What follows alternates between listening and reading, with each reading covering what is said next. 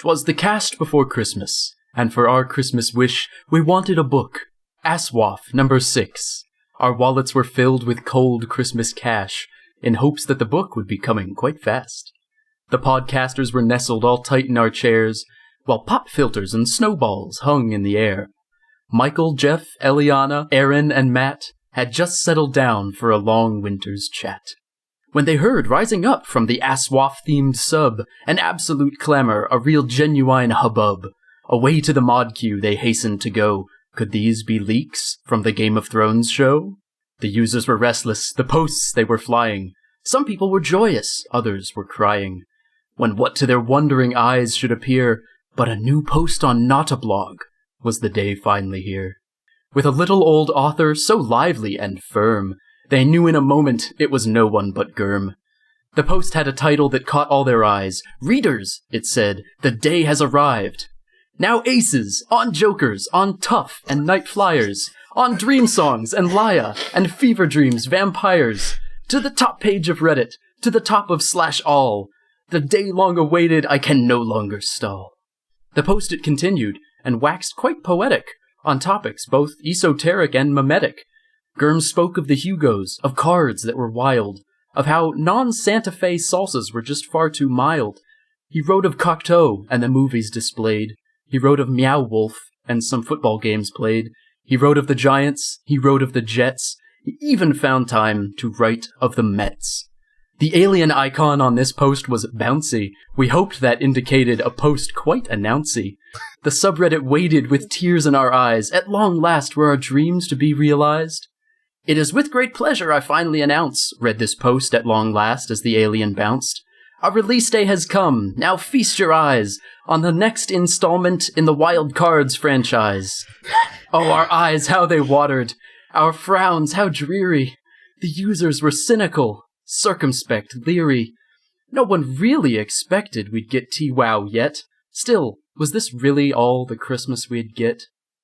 Just before logging off, we noticed at last one little line which we'd almost looked past. All hope was now dashed, what little arose. Thank you for reading. Comments are closed. Oh my god.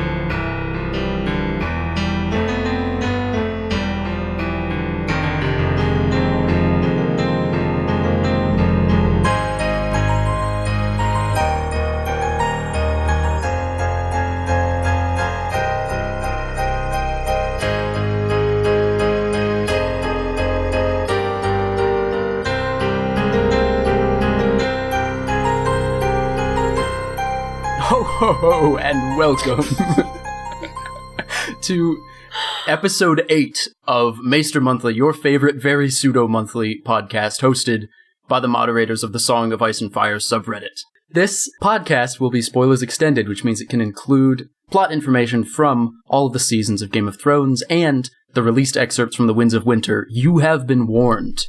I am one of your hosts, Michael, also known as Bookshelfstud. What reindeer are you? What reindeer am I? Pick a reindeer. Ooh. Oh, okay. Well, obviously, I am Vixen, also known as Michael, also known as Bookshelfstud. I'm another one of your hosts, Glass Table Girl, also known as Eliana, also known as... What are the names of the different reindeer? This is a problem. How many people know the reindeer names? Dasher and Dancer, Prancer and Vixen, Comet and Cupid, Dunder and Blixen. Did you say Dunder Mifflin? Dunder Mifflin. That's your reindeer. All right. I think I'm Dancer. And I'm another one of your hosts, Matt, also known as JoeMagician, also known as Comet. I knew you were going to pick Comet. We're joined this time by special guest and occasional friend, BryndenBfish. Go ahead and introduce yourself. My name is BryndenBfish, and my Christmas spirit is real low, guys. Oh, why is that, little boy? Well, What you the kind hell? of You kind of said it already with your little spiel at the beginning. December's here, and the little blue truck is not full of cheer. Don't worry, little boy. We'll bring you good cheer, for we've got some great posts of the subreddit right here. Christmas time is here. Wow, we're getting a lot of rhyming in this podcast. We're not even past the introductions. And of course, our editor Aaron is also here. Yeah, my name's Aaron, AdmiralKird on the subreddit. My reindeer is tough and aces. I don't know. Not tough voyaging. So Haviland Tough is driving the sleigh pulled by like a team of aces, right? Is that the GRRM canon for Christmas? I thought that Dr. Tachyon would be in the back of the sled. Dr. Tachyon is definitely reindeer with his genetic stuff. That's true. So y'all actually read these stories. I wikied heavily some of the Wild Cards universe. Yeah, it's been quite a while since we last did a podcast, and as such, this time we're going to feature entirely highlights from the ASOIAF subreddit over the last several months, some of the best posts that we've seen. Before we get into all that, though, I have a question for my fellow co-hosts. Who is your favorite, extremely minor character from A Song of Ice and Fire? Now, the rules are they can only have a couple lines of dialogue at most, character who's basically in the appendix, and then occasionally somewhere else in the books. Oh. Extremely minor. Just obnoxiously minor character. Ready, go. I already know mine. Mine is Turnip, Gage's daughter/son, because he/she changes sex during the course of the series. Wow. So, I'm sorry, they are the child of another extremely minor character that I've never heard of? Yeah, Gage, the cook at Winterfell. He's like, like Mickens the blacksmith? Gage is the cook. Right. Yeah. Yeah. So it's his daughter/son. He fights Bran with the Walder boys in like book 2. Wow. Like when they're on that log and the pond in Winterfell. Right, of course. And then later he is taken as one of the daughters back to the Dreadfort in A Feast for Crows. Oh. So I guess he's gonna turn up in unexpected places. Got him. Actually, I didn't realize that character existed. I thought it was only like Renly's horse that changed sex through the books. No, he has a person that changes sex. Interesting. I wonder if he knows that. Renly's eyes change color. Yeah, that's what's really important. His hips and his eyes. And his horse. In the first scene, his hips are described as like really good childbearing hips. Just weird because he's fighting Bran on a log, so it doesn't. So I would normally say that my most favorite minor character is Sir Kyle Condon. Oh, of course. But I decided to go with someone who has a better nickname, and the guy's name is Gazdor Zoalak. He's a Yunkish lord. Okay. You probably do not remember his name, but you may remember his nickname, which is Lord Wobblecheeks. Oh, Lord Wobblecheeks is an enormous... Wobbledy. That's also what they call Santa Claus. Keeping it holiday. Yeah, that's good. That's good. Yeah, so he's the Yunkish wise master he becomes the supreme commander of the Yunkai during the Battle of Fire at one point. There's nothing really about him besides that he has to have these huge, enormous cheeks, and that just makes me smile thinking of this Yunkish lord commanding a huge army with massive cheeks just kind of sloughing off of his face. So I think that's a good little super minor character. Do you think he's based off Boss Nass in Star Wars? Good. New tinfoil coming out today. I don't see why not, I would say. That's what I'm picturing now. Okay. So I guess Strong Belwys isn't minor enough. And a good close second are the Fowler twins found a bed with one of the sand snakes. But I'm gonna have to go with a dog who has no lines. You go with Dog, who's so minor. We don't really even know Dog's name. Dog who is named Dog? Dog who is named Dog because Dog hasn't told us Dog's name yet. That's true. And Dog's important. Dog's going around Westeros seeing what's going on in the country. So, Dog. That's a great call. Yeah. Is Dog a free dog or does Dog belong to somebody else? Is he somebody's dog? Dog is a free dog. Okay. Dog is his own dog. That's very self-actualizing. Yeah. Who happens to travel with Septon Maribald. Did someone say Septon Maribald? No, stop. Sir, my lady. My lady. Dog seems to be his own dog. There are many types of dogs, but this one is his own. Is his. A sandpiper and a sea dog both have feathers. A sea dog. But this dog does not. No. yeah, those sea dogs. I think you're thinking of ski-doos, which are the, things that drive around on the snow. Matt, what about you? What's your... Oh my god, that's my favorite character is not a ski-doo. It's Wyla Manderly, who gets one long bit of a speech where she yells at a bunch of people like a total badass, and then basically disappears from the rest of the narrative, except for Wyman, with a tear running down his cheek, saying how awesome she is. Wyla Manderly is one of the better characters in the story, and she should get a bigger part coming forward. And she's going through her punk rock phase. She's got green hair. Exactly. That's what I'm talking about. She really stands out. She's about to start a band. Yeah. She's just barely minor enough. She's almost in the tier of... She's on 2 pages and then is gone. Right, yeah, so... I bet you good money that she's already showed up. You just don't recognize who she is. Because she dyed her hair a different color. Is she Melisandre? Is she Tyroshi? So I actually played a game of Crusader Kings where I was the Manderlys, and Wyla Manderly married Jon Snow matrilineally, and then they both had their eyes put out. So that's my story. What? This checks Crusader out. Kings. Yeah, Crusader Kings. Yeah. Doesn't sound violent enough for Crusader Kings. No, they were fine after having their eyes put out. Cool. Yeah. Okay, so I would say my favorite minor character is probably Tumco Low, or Tumco Low, one of Barristan's squires in Meereen, who is apparently the best natural swordsman that Barristan's seen since Jaime Lannister.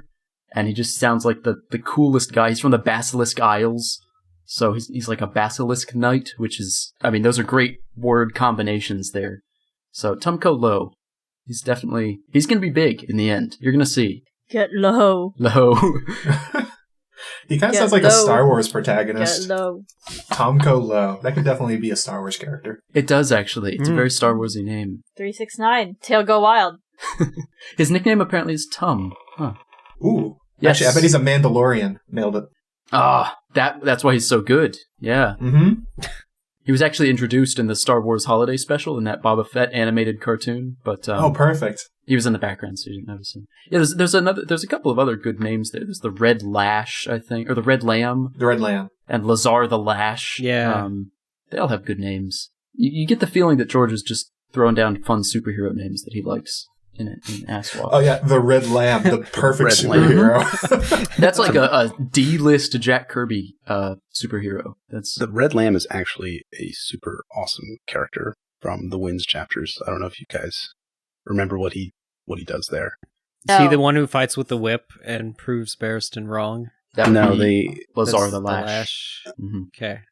He goes into the battle, so they breach the Yunkish lines, and one of the Yunkish lords, it might even be Lord Wobblecheeks, or no, it's Lord Puddingface. Lil Pigeon? I take that back, Lord Puddingface. Oh, damn it. Starts begging for his life and says, "I'll give you all the gold you want to keep me alive." And the Red Lamb, takes his big. He carries an arak because he's Lazarine. Yeah, okay, right. And he says, "I come for blood, not for gold," and he beheads him right there on the spot. Oh, yeah. That's a great line. Yeah, wow. It's pretty metal. He might be edging out Tummy. Oh, my boy Tummy. Tum-Tums. Tumco Low? Yeah, Tummy. Tumco. That's what I call him. It sounds like the company that makes Tums, actually. That's what it should be called. Tumco. It kind of sounds like a heart medication. Tumco Low. It does, yeah. Ask your doctor about Tumco. All right.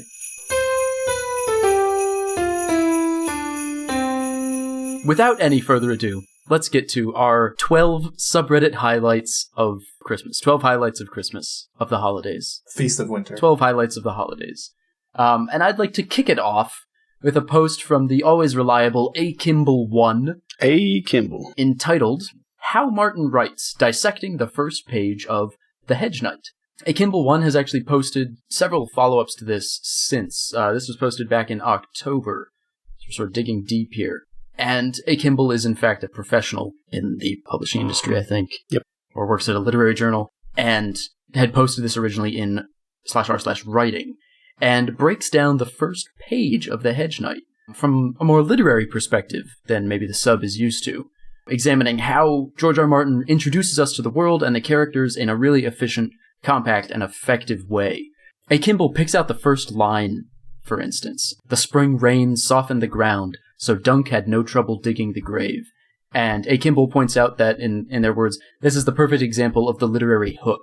It's exactly right. It's meant to grab your brain, pull you in. Who was Dunk? Why is he digging this grave? And that first sentence does the work that it's supposed to exactly. The whole post is quite long, so I'm not going to read the whole thing, but I just thought it was a wonderful breakdown of really George R. R. Martin's writing talents, because some people criticize him for his writing, and sometimes rightly so, but he is a very experienced writer of short stories and really does know how to sort of put something together, get the reader in, get them interested. And so I don't know if you guys read this post or saw it when it first popped up, but what did you think of it?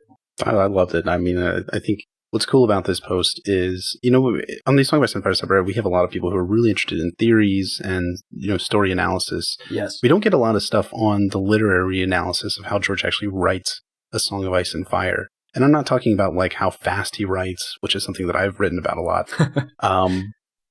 Too much.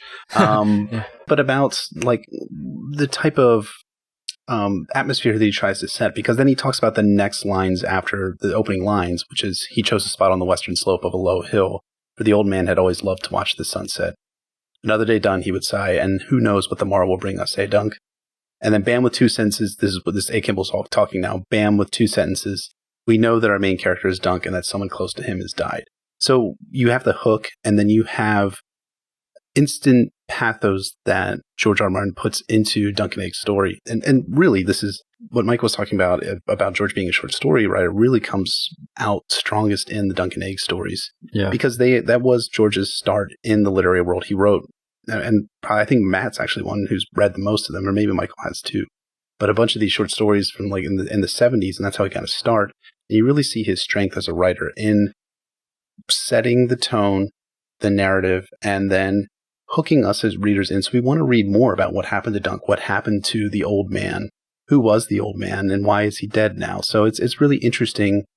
I like this type of post, and I'm really glad that he's continued this, he or she, I'm not sure if it's a man or woman, has continued these posts going forward, because he talks about the Game of Thrones prologue, how he writes characters, how he writes background. We talked about the Reigns of Castamere. I think that was one of his posts that I really enjoyed. Yes. Yeah. So I think this post is terrific. So what I think is interesting about this post is, and I'm about to give out some potentially proprietary things that we give out in some of our workshops at my office, which I'm not going to tell you because I'm not going to dox myself.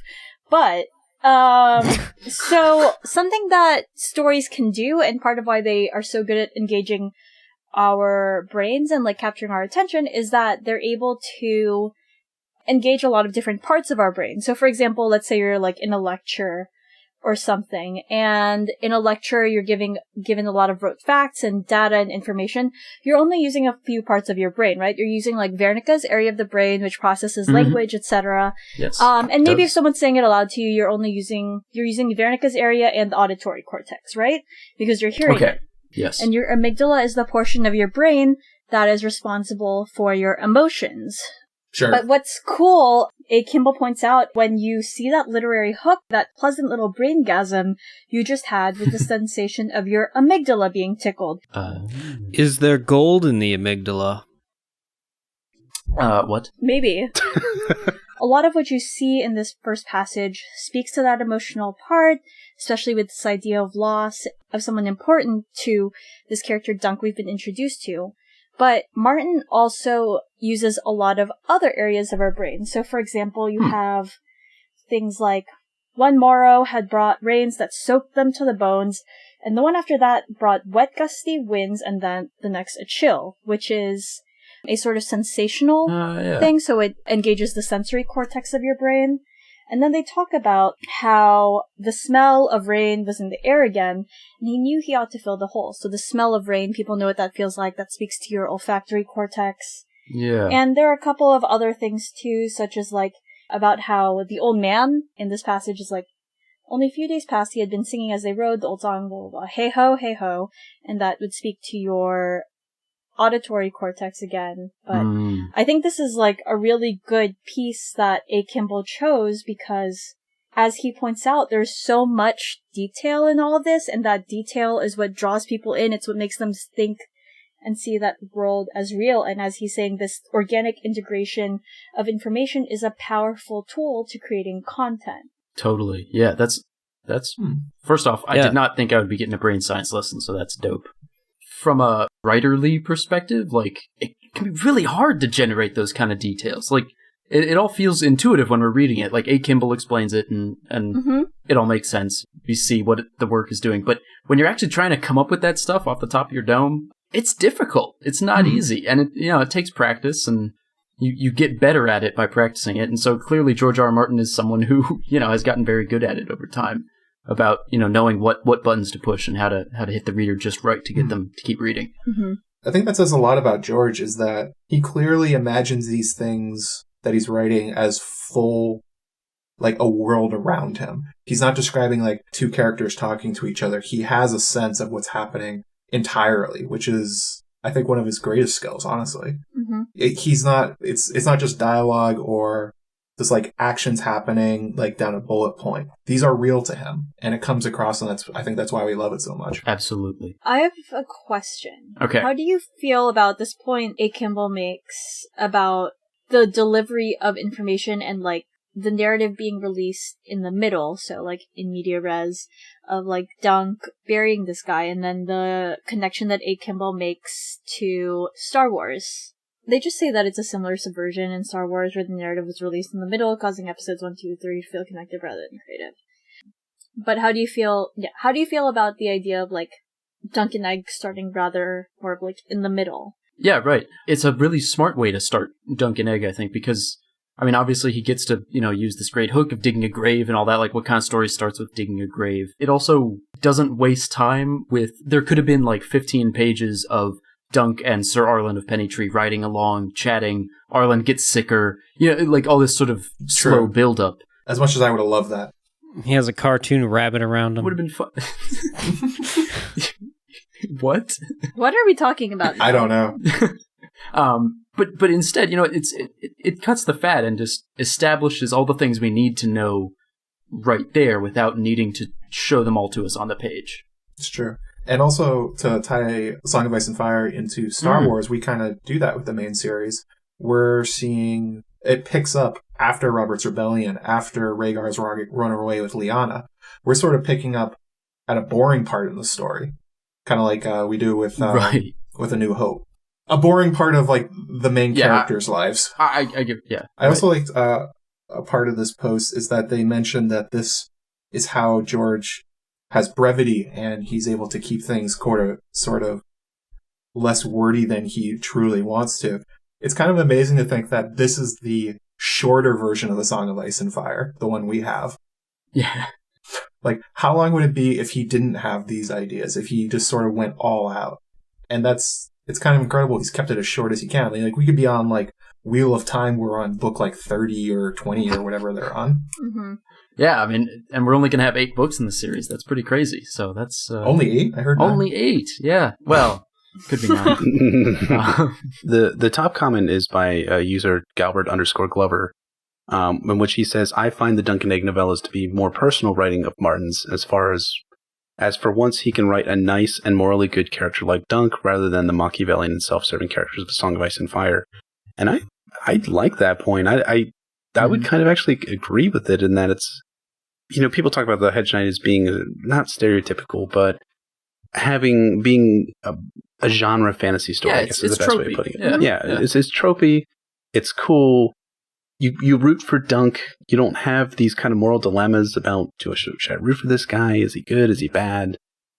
He makes, mistakes, obviously, along the way, but, they're everyday mistakes, as opposed to, Ned Stark making huge mistakes that ends up allowing the Lannisters to come into power, in a Game of Thrones. And he's also not an anti-hero like Jaime. I mean, Jaime's an enjoyable character to read in ASOIAF, but clearly not as good a person as Dunk, right? Like, just objectively. So it is kind of nice to not be reading, like, dark anti-hero fantasy Yeah. Where the hero is, you know, punching people and like doing awful things, and like Dunk's trying to be a pretty good person. It's also nice that GRRM isn't punishing him for that in the way he does Brienne, where she gets punished for trusting people. Everything just kind of works out for Dunk. He, like we talked about in a previous episode, he just kind of fails upwards. That's true. He does. In the main story, people get punished for errors.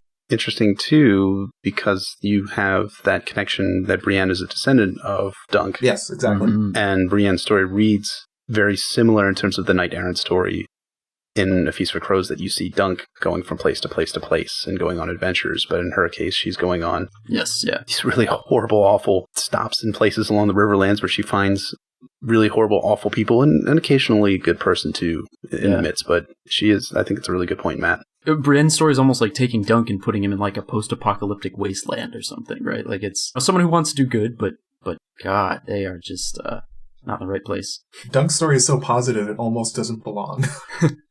And yet there's still, you know, deaths and all that, which I think balances, like Baelor breaks spear and all that. You know, it's got its heavy moments too, which is nice. Two things. I feel like, I guess that's because ASOIAF proper is in some ways like a deconstruction / rebuttal to the fantasy genre, whereas in some ways it almost feels like, for sure, the Dunk and Egg series is more of a love letter to it. Yeah. But also, you can't separate the fact the Dunk and Egg series, to some extent, it's almost sort of simplicity. It feels like it's almost like these were the idyllic times before things were simpler back then. We knew what good was and we knew what bad was, and it was easy to tell the difference. And now in the present, things have become complicated. We don't know. We don't know who's good and who's bad. And it almost feels like that idea of... Yeah, you're onto something there. And what I think the Hedge Knight is a Hedge Knight is a little bit of a retelling of John F. Kennedy and the Camelot story. Whoa. And because you have... Sorry, I don't mean to get like super... No, you just blew my mind, though. Like, I got goosebumps. What happens to Baelor Breakspear at the end? Yeah, right? yeah. His head falls out, right? At the very end, like the best prince. Yep. And then for George R. R. Martin being the boomers, the baby boomers, like the death of John F. Kennedy in 1963. Yeah. People from that generation look at that as being like the place where American innocence died. Where, I mean, you can make the argument that it died long before that, but I mean, people who lived in that genre in that era will look at that and be like, JFK dying was the moment where things went bad for the story. And, you know, Dunk and Egg, you know, the Sworn Sword and then the Mystery Knight they don't have the same tone that the Hedge Knight has. They're not darker stories, but they are a little more violent, I mean, the Sworn Sword starts in the middle of a drought, right? Yeah. And that the Sworn Sword is that whole story seemed to be about like just senseless violence, right? It's like about this petty fight over nothing. A tiny river with like 10 farmers involved, and people are ready to die and kill each other. And then the Mystery Knight, I think, also gets quite complicated with these sort of ideal, you know, these romantics who want to bring about the new reign, but who are really just a bunch of jerks who have no idea what they're doing and no means by which to change the world. Yeah, you just blew my mind. Like the baby boomer connection, JFK and all that. That's some good stuff. It is something. It's not an original idea, but I mean, I should point that out. I've heard it, that Stephen Atwell has spoken about it previously, and I've heard a couple other folks talk about. Aziz from History of Westeros has said something similar to that as well. So I guess we can think of. I wonder if it's like. I mean, obviously, in many ways, A Song of Ice and Fire has elements of that loss of innocence story, but the Hedge Knight shows to an extent how we got there. Starts out with this, like, not the Hedge Knight, sorry, Dunk and Egg in general. Hedge Knight starts out with that sort of story, and I wonder if the trajectory of the Dunk and Egg stories as they go on is seeing more of that progression of Dunk's loss of innocence as it transitions into the sort of, like, mood and atmosphere that we have in the 5 books. The 8 books, the 9 books that we're gonna have. I mean, the Dunk and Egg story ends at Summerhall, right? I mean, exactly. That's the ultimate end of Dunk and Egg, where you have this, you know, genre fantasy story ending in horror, right? I mean, the final Dunk and Egg story has to be something like a scary movie or like a horror movie, I would have to imagine. But again, I'll leave it up to George to surprise me in some ways whenever he gets around to that. Yeah.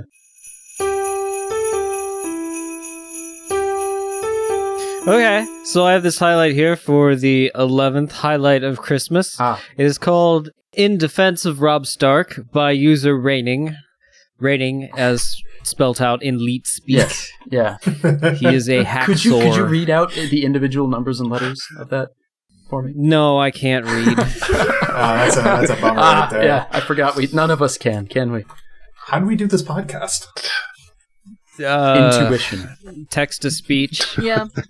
Okay, so this post is about saying that Robb Stark did nothing wrong, and he brings up he or she rains down 3 specific reasons as to why Robb had done nothing wrong. He says, okay, what did he do wrong that people say? He beheaded Rickard Karstark instead of keeping him in prison. He says, nope, Robb's hands were forced. He had to behead Rickard Karstark. Like, he had no choice. Breaking his marriage vows to the Freys by marrying Jane, well, he's 15. He's like 16. Like, you can't give that to a kid. Like, come on. And number 3, trusting Roose Bolton. Robb apparently, Roose Bolton was going to just take off anyway, so he had no control over that to begin with. He didn't have the foresight. He didn't know Catch-22. He didn't know Hindsight 2020. That's the one I was looking for. He didn't know that. Yeah. So what was Robb going to do? Overall, he says, Robb Stark was unlucky, and the Freys are such bad people. That is pretty much what they say in their summary. Yep.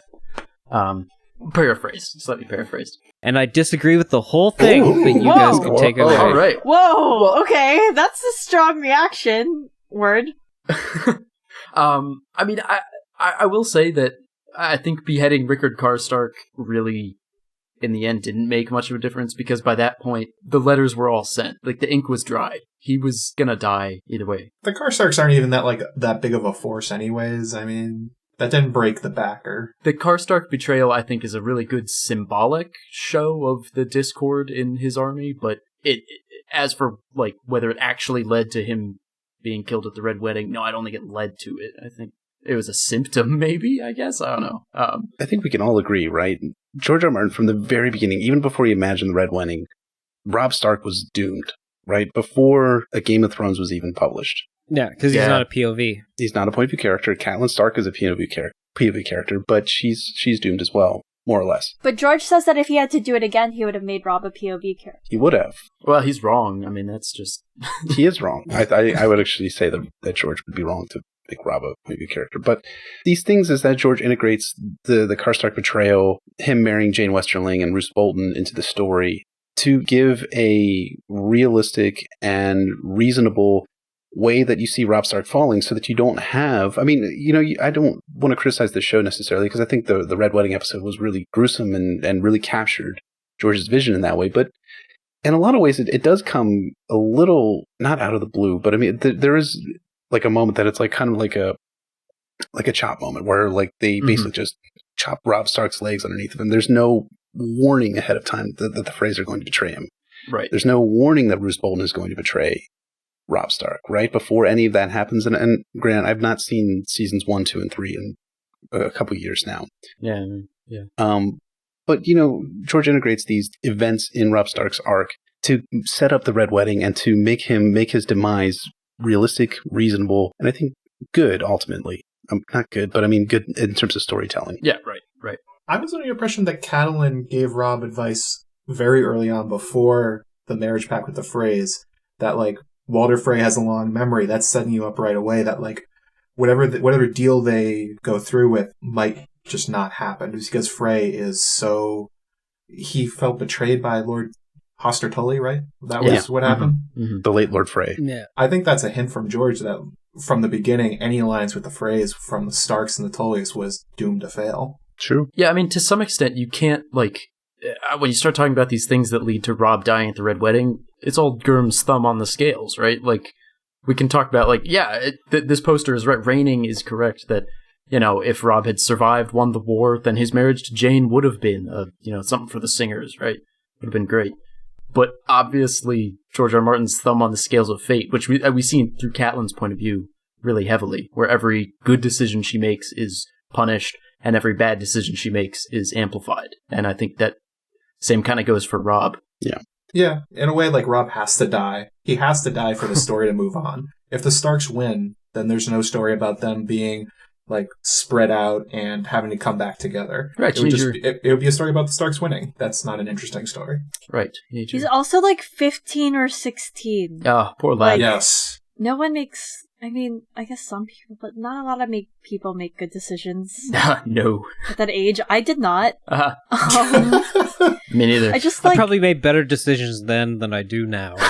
Oh, Aaron. Oh, boy. I just like... Merry Christmas. I mean, it's just like, the stakes are just so much higher for him as a 15, 16-year-old than like many other people. And Exactly. Going back to like, if we have like indication, granted, I don't know if Robb has this evidence. I mean, as you said, Catelyn warns him of Walder Frey being like very petty. A butt. A And the late Walder Frey. But like, we, the audience, are presented some of that information so we can start piecing things together in A Clash of Kings through Arya's chapters. Yes. Arya has a lot of encounters, or not necessarily encounters, but a lot of experience watching and observing the way that Roose Bolton manages things, which presumably Robb should have had some exposure to.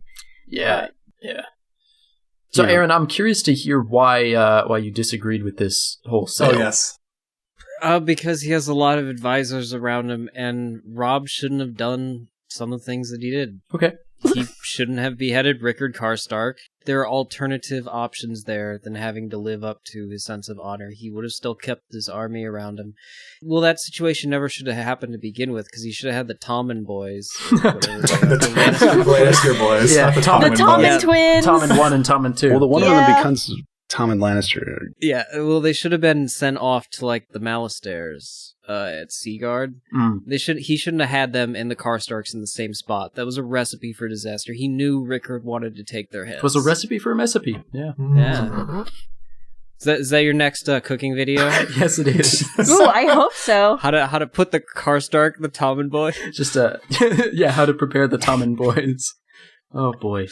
Make sure it doesn't turn into rice. Best served cold. Trusting Roose Bolton, I don't think Roose was actually going to betray him until Roose started to see things going sour and then knew it was time to make his move. I don't think that he was initially planning on doing it in a Game of Thrones. I do think at the Battle of the Green Fork, Greenblood, whatever the hell it's called, he was setting it up. The Battle of the Green Beans. That Roose was going to be able to have an advantage there, but I don't think he was ready to pull that trigger yet until he knew the opportunity was definitely set and ripe. And so that isn't a foregone conclusion that the Boltons would have turned.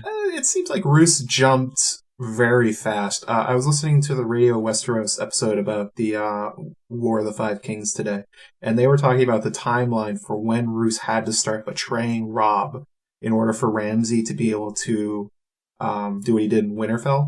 And it's so long before any of the mistakes Robb makes, except for maybe some minor tactical thing, that it seems like that he was just looking for a reason to try and take out the Starks. I don't think there's anything Robb could have done to stop him from trying to betray him. But it's the collapse of Robb's army and him basically getting trapped there, and Roose being able to work out a deal with Tywin and Walder to be able to pull the final trigger on it. And none of the things that he did beforehand were bridges of no return. They were all just stepping stones to the possibility that he could eventually betray him and take control of the North. I mean, I don't want to do the whole appeal to author statement too much here, but George has answered questions about Roose Bolton, and there's one that I always thought was an interesting answer. Someone asked him how long Roose had been planning this, basically, and George says, as for Bolton, if you reread all his sections carefully until you like them, I think you will see a picture of a man keeping all his options open as long as he could, sniffing the wind, covering his tracks, ready to jump either way, even as late as at his supper with Jaime at Harrenhal. So, I mean, I think it's better to take what the text says over what the author says, but it's also interesting to think about what George is intending to show us there. This sort of opportunistic thing as opposed to just a purely, I hate Robb Stark and I'm going to betray him thing. I think something about Roose Bolton, too, is Roose, yes, House Bolton has had a history of rebelling against the Starks, but Roose Bolton has been, by all accounts, a loyal bannerman to the Starks, right? He was at the Battle of the Trident. He fought alongside of Eddard Stark at the Battle of the Trident. He answered the call of Robb Stark when he sent the Ravens out. Yeah. So there's no reason for Robb not to trust Roose Bolton beyond the fact that Catelyn says that he's cold and calculating. And Robb gets to the point where he trusts him so much that he gives him command of his foot and all the northern infantry at the Battle of the Green Fork. I don't see that as Robb trusting Roose Bolton as unprecedented or a mistake. It was sourced in the history of Roose Bolton and in his actions and conducts in the years and the months leading up to events that progress into Clash of Kings and to a Storm of Swords. But can we say that Roose was that loyal to House Stark when he betrayed them so many times in his past lifetimes? And the past bodies that he took over as a skin changer / vampire? Can we really say that? Are we getting bolt-oned? Yes. It's a Christmas miracle. Wow! Santa Claus is a vampire. What? The ghosts of Roose's past? Oh wait, no, but it is. Think about the Santa Claus movie. Yes. Oh, exactly. No, you It is. Oh my God. The Santa There's Claus always is one bolt Lord on. of- So wait, yeah, The Santa Claus is bolt on. The plot of the Santa Claus, starring Tim Allen, is the same as the bolt-on theory. Is that what we're getting at here? That's my assertion. Yes. It does star Tim Allen, right? I've accepted this. It does. That was the saltiest "it does" I've ever heard. No. Apparently, Aaron had a point, but I had a point in there. So, what I do wonder what George would write if he was to go back and actually do a full-fledged Robert's Rebellion. Would he have Roose Bolton be more shifty-eyed during the lead-up to the Trident? Because it didn't look like the rebels were actually going to win. Like, to start that war. Yeah. Like, they were on the wrong side of the river, and then all hell just broke loose, and Robb decided to flip it around and smash in Rhaegar's breastplate and took control. Bogler. So That is fertile ground. who knows what was going on? That would be, I don't know. you know what, that's actually probably a good con question for George, because it seems like the kind of thing that he could safely answer still. Without spoiling anything. Yeah, what was Roose like during the rebellion? Was he the same kind of opportunist? Or is this him learning from the lessons of the rebellion? You know, is he now like, okay, we came pretty close to all getting massacred that one time. I'm not going to let that happen again. Gonna jump ship. Or taking the vantage point that, you know, if these lords can rebel against the king, I can rebel against the king too. The old with Renly domino theory Yeah. problem. Yeah. I came up with some tinfoil while we were talking. This would be great. You can cut this if it's terrible. But I was wondering if the reason that Roose decided to rebel is that Ned started integrating the Faith of the Seven more into the North. Roose follows the old way in a very serious way. And he thinks that, the Lord's right to first knight and the way that you rule over your kingdom is a very old northern way, and Ned's trying to be a different kind of lord. Maybe that's sort of what Roose is going for? because of skin changing and the skin changing being tied with the old gods and him being a vampire constantly skin changing into different bodies. Yeah. Okay, yeah, right. Well, he's turning away from the old gods. That's a big deal in the North. Well, Roose did marry a southern woman. So Southern man. Yeah. This is just like what Ned did. I don't see Roose as being a religious kind of guy, though. I mean, I think he's pragmatic more than anything else. Like, I mean, like the first night thing, like it is like old Northern tradition, but it's also like Roose is just he's a Roose looking for an excuse, is what I'm saying. Maybe he found an excuse in the religion thing. It's like he's turning away from the North. Yeah, he's turned to that old time religion. This seems to be a long-running thing in the Targaryens, and it's sort of an unexplained mystery that may have something to do with incest, may have something to do with magic. I don't know. What do you guys think about the Targaryens and their deformed weirdness? I don't think that's what the post was about. It was. Jaehaerys the second is his deformed hand. You just went into the history of the Targaryens. I was like, it's about Jaehaerys' hand. I went into Jaehaerys. You want me to redo it? Do whatever you want. I just don't think that's what the post was about, Matt. It's about Jojen paste. So, in this post by ShmedStark, titled "The Deformed Hand of the King," they talk about how Jaehaerys II, in his court pictures, has his arm covered up. And they go on to show that this is because he has a deformed hand. And they also talk about how this isn't the first time the Targaryen was born with a deformity. Helena's son Jaehaerys had 6 fingers on his left hand and 6 toes on each foot. And it's how the Targaryens, some have various ailments throughout their life, and how GRRM hid this behind capes and artwork. Instead of explicitly stating that these various kings had physical problems, it was a very clever way of disguising them. So Matt, was it magic or was it genetics? Oh, what a good question, Jeff. There's a long-running problem with the Targaryens in that they practice incest regularly, and those can sometimes lead to genetic deformities. Practice makes perfect. Mm-hmm. However, yes, it is. The problem with this is we look at Jaehaerys II, and before that, the incest had largely left the Targaryen line. But for 3 generations going previously, the Targaryens had married women from outside their own family, well outside their own family. So it's sort of asking the question, is there something about the Targaryens and the Valyrian lineage that is causing the deformities we see in the family? Or is this just a genetic thing that they randomly have a lot of problems with them? Well, I like this post a lot. It's not like one of those like earth-shattering posts or a theory that kind of breaks your mind, but at the very end of the post, ShmedStark has the 2 pictures side by side, the artwork done by Amok from 2005, where he has his hand concealed by the cape. And then from the World of Ice and Fire, you have all the sons of Aegon V there, and he points out the hand of Jaehaerys II, and it looks, I mean, if you guys look at it, it looks different from the hands of the other It really does, yeah. Targaryens. It looks gray, deformed, short, almost looks kind of Davos-like, right? With kind of...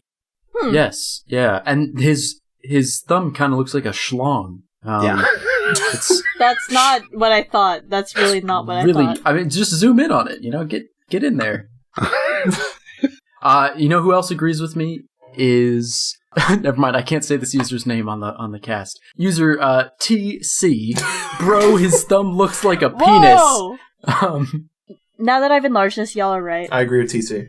Yeah, no, you're right. But yeah, I did find this so interesting because it has...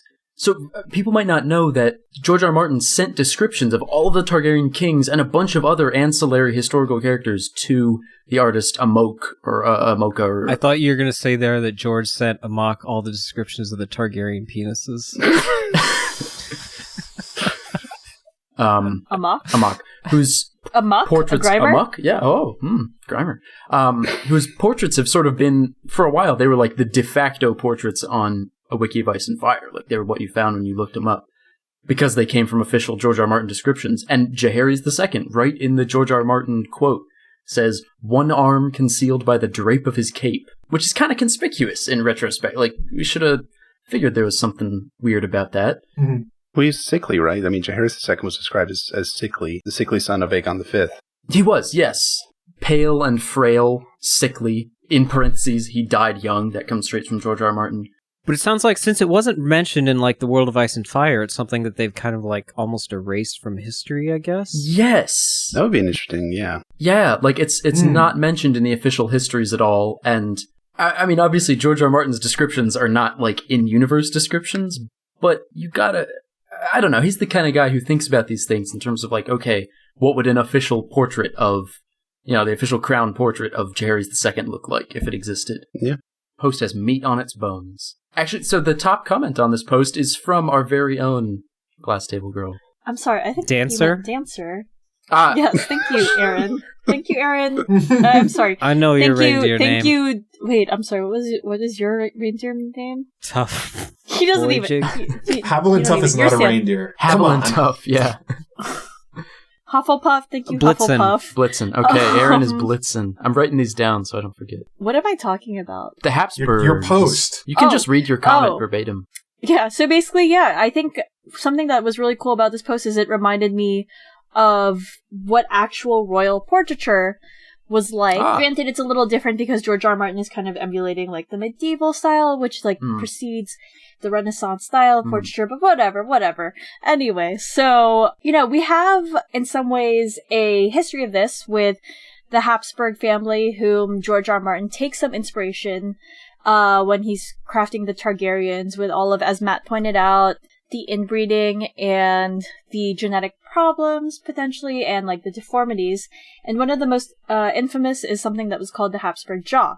So, Charles V had it, and you can see in some of the things that I've linked, you have, like, some paintings from, like, Titian or Jacob Seisenegger, portraits of Charles V, and he looks rather more or less normal and staturely. But then other portraits of Charles V by other artists may have been closer to the truth. So the Habsburg jaw was a more enlarged jaw, a deformity that became more pronounced with the Habsburg inbreeding that was really bad when you get down to Charles II. And you can see what that might have looked like in portraits by Lucas Cranach the Elder or by Christoph Amberger, where the jaw is really pronounced and the lips aren't necessarily even touching one another. And there are some rumors that the deformity was so severe that, like, Charles V couldn't necessarily close his mouth.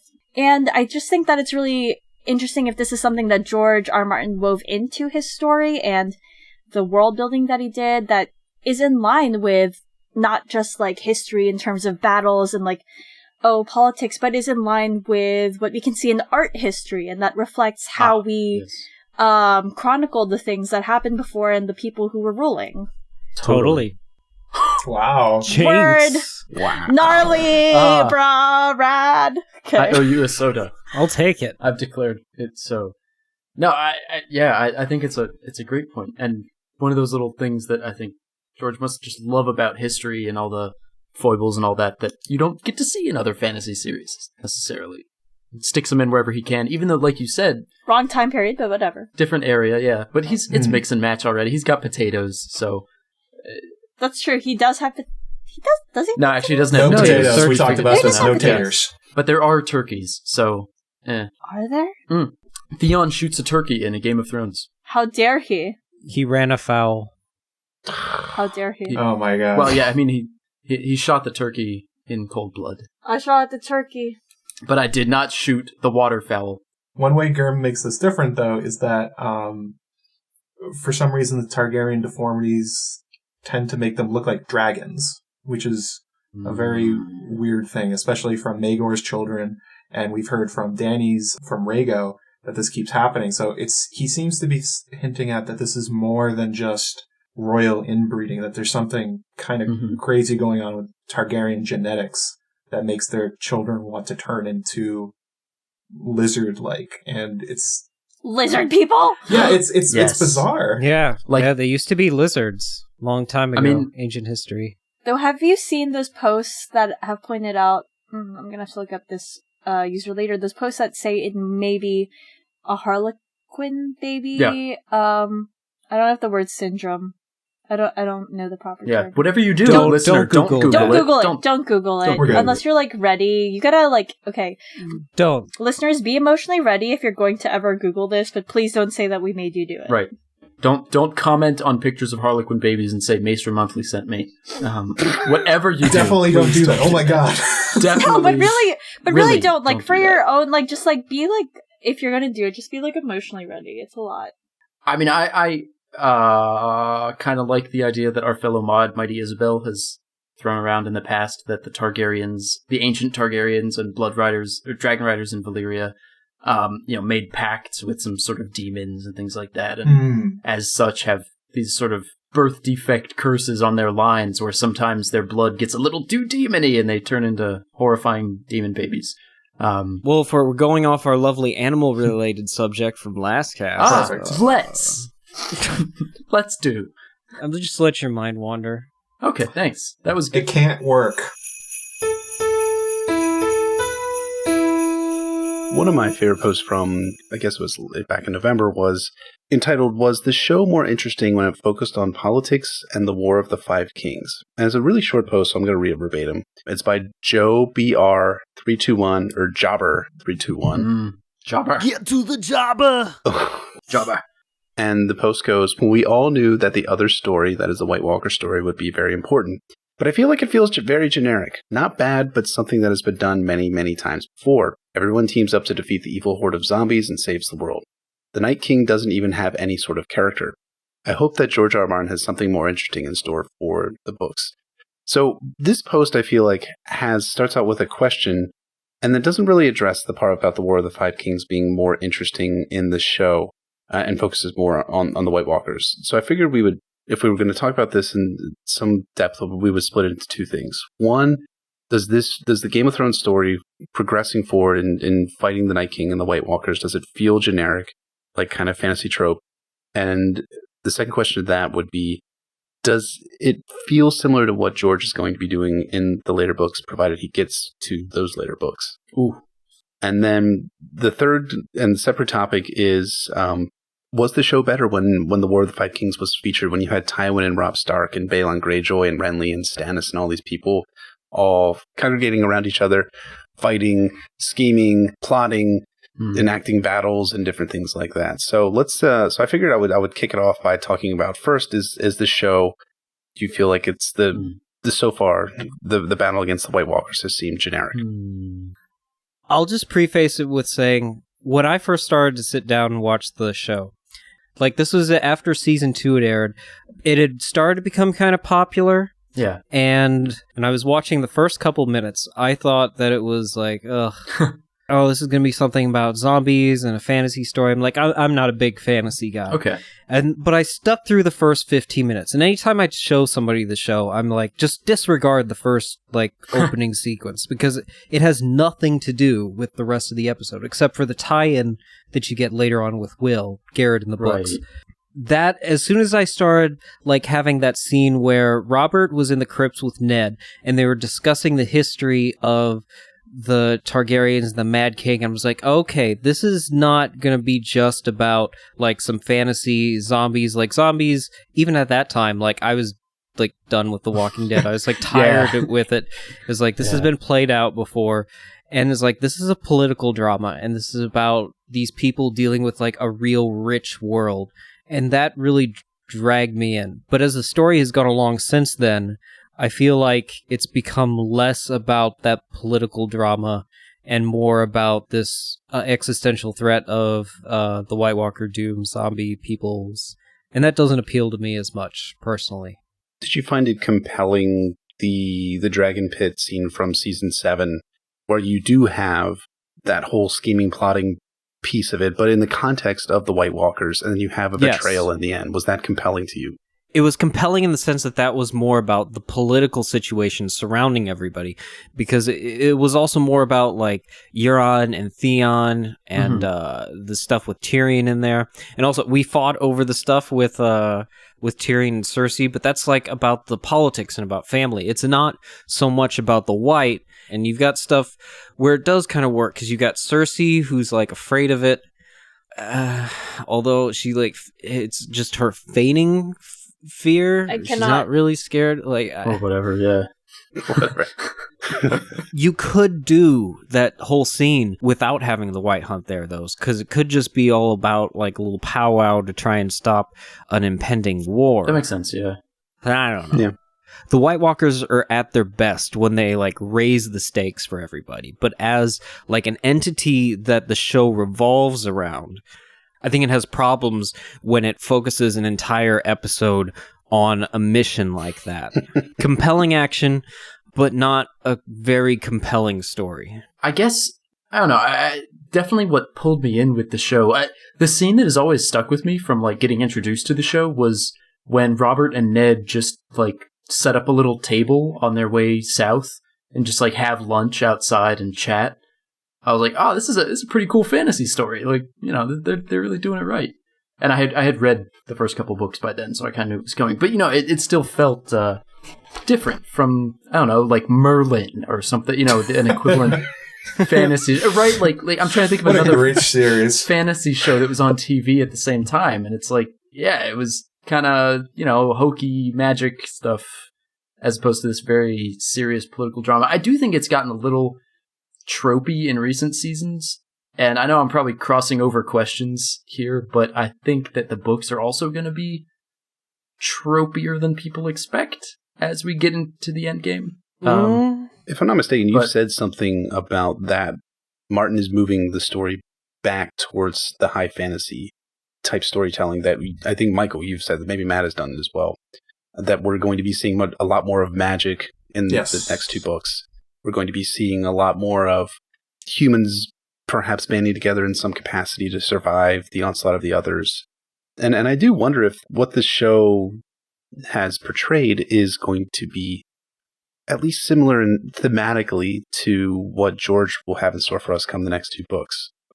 The poster asks, I hope that George has something more interesting in store for the books. I think we can hope it's more complex, more interesting, but I don't think it's going to be different at the same time. Right. I don't see Jon Snow and Daenerys not teaming up to fight against the White Walkers. I think in broad strokes it's going to be really similar. The difference, I think, is going to be in the actual details of it, right? Is going to be in, like, I don't know, a character like Euron, who in the show really isn't that threatening or important or anything like that right now, but in the books could have a larger subplot at play. You know, there's a lot more sort of pieces on the board in the books as opposed to in the show, so I think that George can get a lot more of that necessary complexity out of the books, and the showrunners are left with kind of this bare bones approach to a similar outline of the story, if that makes sense.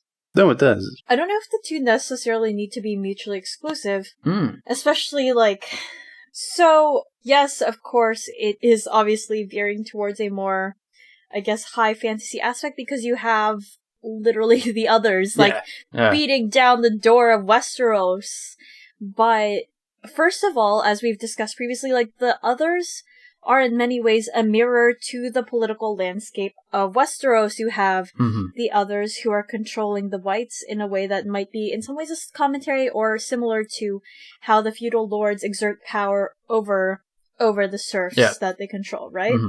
And next you have and to an extent Game of Thrones touches on this, but might not dive as deeply into it, especially with episodes such as, like, the White Hunt north of the Wall, etc. Yes. But, like, the others exert pressure on the political landscape of Westeros, and the more that they're there, as we've seen throughout the 5 books, the more it forces the hand of different characters and puts pressure on that political landscape. And then what we're going to see later on is Daenerys probably have to make a choice in the books between, do I go after the throne, or do I choose to use my dragons, my resources, to protect the realm against, like, this enemy that I don't know? And it will probably go a little bit differently in the books, especially with the threat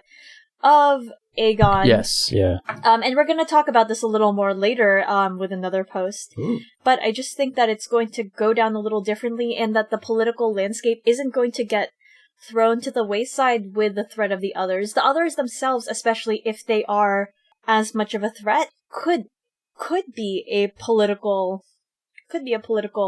roadblock. Yeah, I mean, we already kind of saw some of the politics of the others actually happening with Tywin in Book 3, when they're talking about Mance Rayder and the wildling threat and all that, and Tywin's take on it is basically, all right, let the wildlings come. Like, they'll keep the Starks busy in the north. Yeah. We don't have to worry about it here in the south. And I think that was kind of like a sneak preview of what we're going to see happening with, my guess would be Cersei, but, really any character. I mean, Cersei almost said that exact thing. I think it's actually Daenerys who's going to be saying something like that. Like, let Stannis and the Starks take on the others. I like that. Yeah. So, but like the seeds are there for the others to really just be another political tool for people to use against each other. And I mean, I think the direction the story is going to go is Bran and Jon and hopefully Daenerys and all these other characters sort of going, okay, no, wait, we've got to actually shut this down. Yeah. Right. Well, the others may very well mirror the Dothraki invasion, because are not they, to an extent, a cultural other to Westeros? Yeah. So a much more effective one. I mean, how one obviously has magic powers, the other has dragons, whatever, and, like, horses and horses and are so magical, forth. But, like, horses are pretty magical. Okay. I mean, friendship is, so that's. Yo, I watched that show for a very long time until Lauren Faust stopped being producer. Wow. But anyways, like, if, like, the others could in many ways, like, parallel the invasion of Daenerys and the Dothraki. But also, I have a hot take from the comments section. Get it in there. From the comment section. Right. User Ed Stannis, Ed spelled like Dolores Ed, with 2 Ds, double D, if you will. Ed Stannis says, I find that the story was better and more interesting in earlier seasons, so with the political conflict, but the drop in quality did not happen with the war against the others. It happened in season 5, when the let's give this character something to do this season plot started to take more and more screen time on behalf of the actual story. So, my question is it even about political versus fantasy, or is it actually about quality? Something else. This was going to be quality, hot take. This was going to be my question. I don't think it has much to do with the changing of focus. What the focus is. I think just people have not liked the last few seasons, so they're sort of using the magical stuff as a scapegoat. Like in a certain way, like I can't believe that George is going to make the others as simplistic as you see at like the end of Return of the King, where it's the humans versus the orcs and then the humans win. If you look at the World of Ice and Fire and a lot of those histories, you see infighting even in these magical forces. The Valyrian freehold was broken up into different families. Skin changers fought against skin changers. It's not going to be as clean as this user is sort of depicting it, because they're expecting the fantasy story that's coming, and George is not going to tell that story. I agree with Eliana's quote from the comments, just that people don't like the last few seasons. I don't think it has much to do with the change of focus. Well, you can say then that it has to do with the change in focus. It's just the change in focus that we're getting is just kind of bland. It's kind of like when you had Hardhome, you had like this big build-up where you hadn't seen the White Walkers in force at all. And then you did, and it's like, there's been nothing else since then except extra swag. Well, to kind of pick up what Eliana is saying, you had that very recent interview that came out with Stephen Delaney, who played Stannis Baratheon. In a very Stannis way, he says, I didn't really understand the direction that the showrunners were going. I didn't understand why it was being written this way. I didn't really care for the show all that much as a result. I didn't understand my character, his motivations. I want to give the showrunners and Game of Thrones a fair amount of doubt, right? Benefit of the doubt. Yeah, definitely. Because they are working hard and they're doing the best they can possibly do. But when you have I'm not going to allow my own biases to come out here, but when you have a very strong secondary character who is confused about his own motivations, you do kind of look at it and you're like, did you guys give him something to go on? Because I remember there's another interview too, probably 2 or 3 years ago, where Stephen Delane says, they told me that I was a really good military commander and I had won some battles back in the day. Like that was the extent of the background that they gave. If Delane is being truthful, which again, giving him the benefit of the doubt, you would think that it would be the truth, right? Yeah. And he said Liam Cunningham, who plays Davos Seaworth, would be like explaining what was going on in scenes to him. Yeah. He didn't like get it. It's just kind of very deep method acting. But I think the difference though, like after Tywin dies, right, there's the big act break, right? George lingers on all these like consequences and stories not going the way we think they're going to go with, Brienne, from Brienne to Daenerys, like characters who start the act in one way and just never resolve it. Yeah. Perfect segue, by the way, into the next post. Oh, good. This very sort of moody, lingering, quiet story in Feast and Dance that the show either couldn't afford to do or didn't want to do. Can't or won't, pick one, basically. And I think that has an effect on what comes afterwards, because I think that in the show, we sort of saw some chinks in their armor, so the writing may have gotten a few more holes. Obviously, Dorne is a great example of that. So that when this magical storyline rolls around, there's not a great foundation for it. But it's sort of built on shaky ground. Whereas in the books, I would hope anyway. Obviously, we don't have books 6 and 7 to compare it to, but or 8 or 9, or 8 or 9, or 10 for that matter. The 12 books of Westeros. It's a Christmas miracle. The Winds of Winter Part 2, Electric Boogaloo. Exactly. We don't have those to compare the show to, but you would hope that the foundation George built in books 4 and 5 is the right foundation to sort of strongly resolve the magical storyline with better pillars and better roots. Well, also just going off of how much George has put the White Walkers into the books, it has not been that much about the others. Like, the last time they showed up was Storm of Swords, which was 2017 years ago.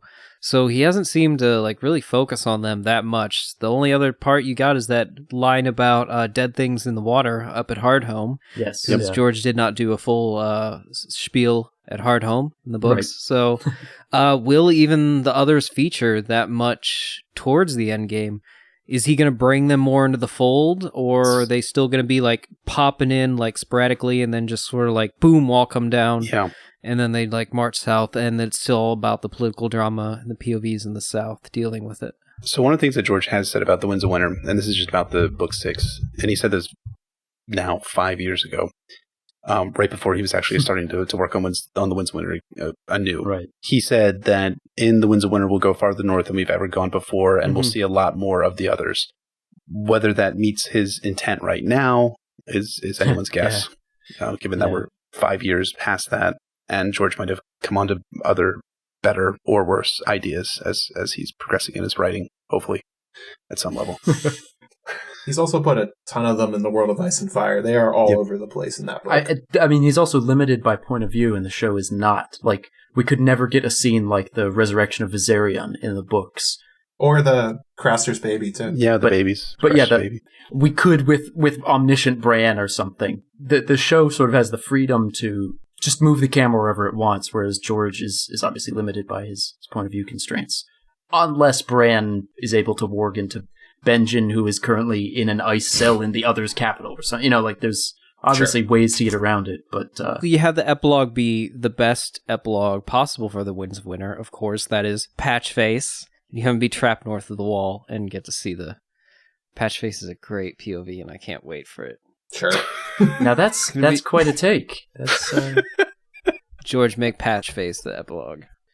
Speaking of books that are very patchy, Eliana, do you want to introduce the next the next post? Yeah. I'm just still ruminating on Patchface. Michael had a really good idea of like he should write it with like alternating like capital letters and lowercase letters in like a weird Patchface way, like he would speak. Like Jaden Smith? I guess. I was thinking sort of a House of Leaves vibe, you know, like just. You know, I haven't read that one. I've only looked at it. I've seen what it looks like. So anyway, 3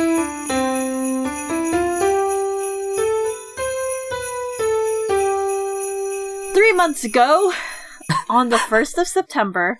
On the 1st day. My true love gave to me. My true love gave to me.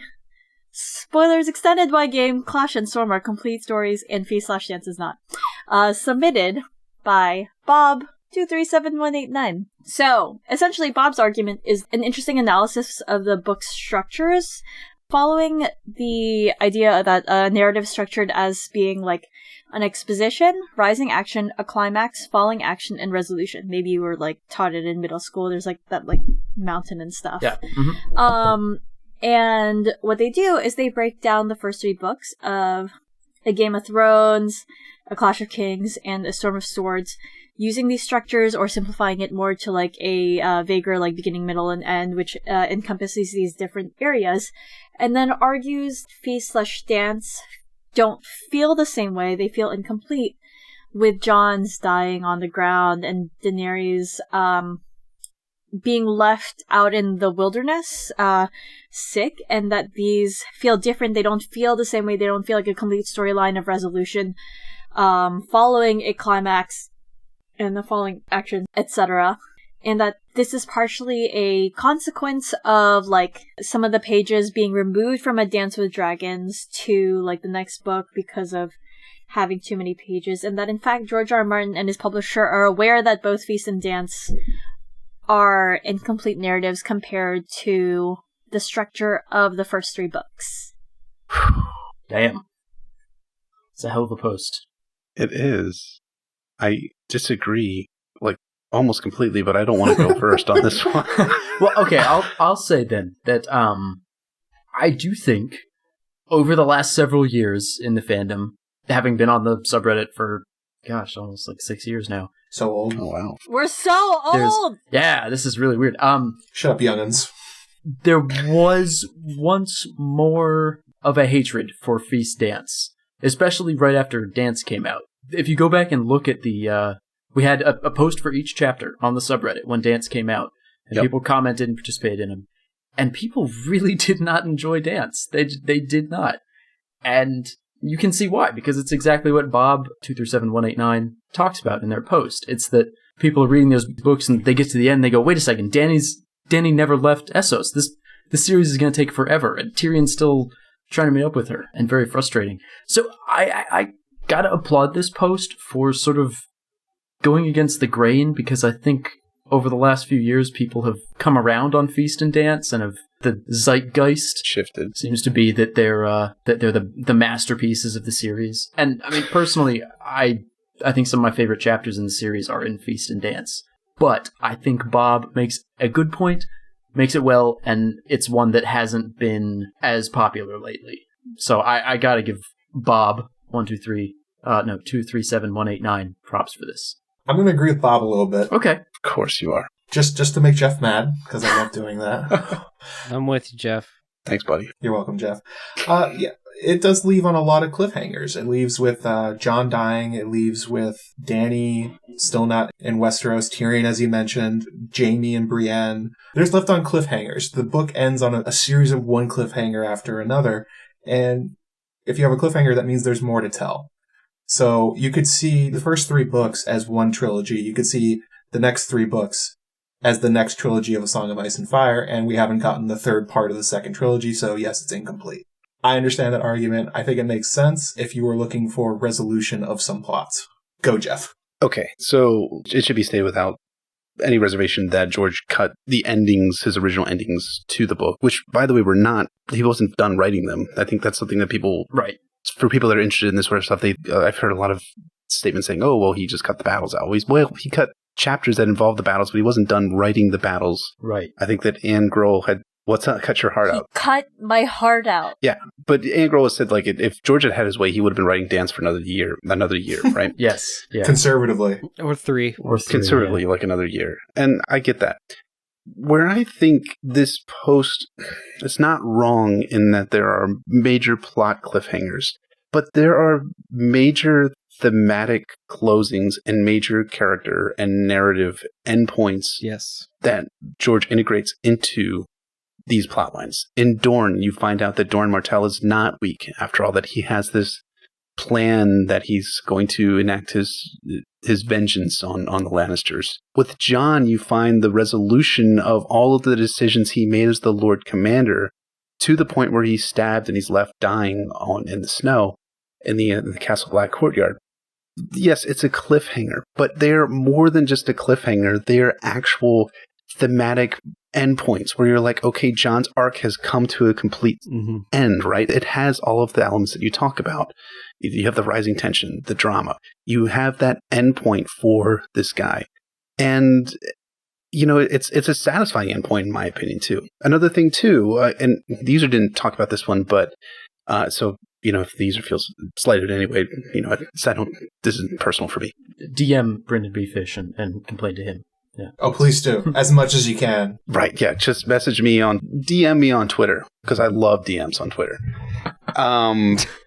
But Theon, you know, you have Theon and Asha, who their Battle of Ice is not resolved, right? That was one of the endpoints that was taken out of the book from A Dance of Dragons. Mm-hmm. But they have an actual thematic ending where you have Theon arriving in Stannis' camp, Asha not recognizing him, and then Theon slowly revealing himself as this broken brother, and, you know, you have Asha coming to the realization that, oh my god, this is Theon, and then Theon saying, see, sister, this time I knew you, which actually closes out an arc from A Clash of Kings, you know? You have, You have these elements there that I think are more satisfying, in my opinion, than simple plot conclusions. In a way, I would say that Dance and Feast, the endpoints, almost read to me similar. They were originally structured similar to how A Clash of Kings ends, with, you know, a major battle fought at Blackwater, right? Yes. Mm-hmm. And then you have all of the fallout from that in The Storm of Swords, or in The Winds of Winter, and in A Dream of Spring. Of course, we didn't get that ending. Go ahead. So one thing I really wanted to say after I read this post, one of the things they compare to is, this user compares to is Tyrion's ending in A Clash of Kings. And they sum it up as Tyrion organizes the defense of King's Landing, is almost killed by a Kingsguard, but wakes up and suspects Cersei is to blame. That doesn't happen until the beginning of Book 3.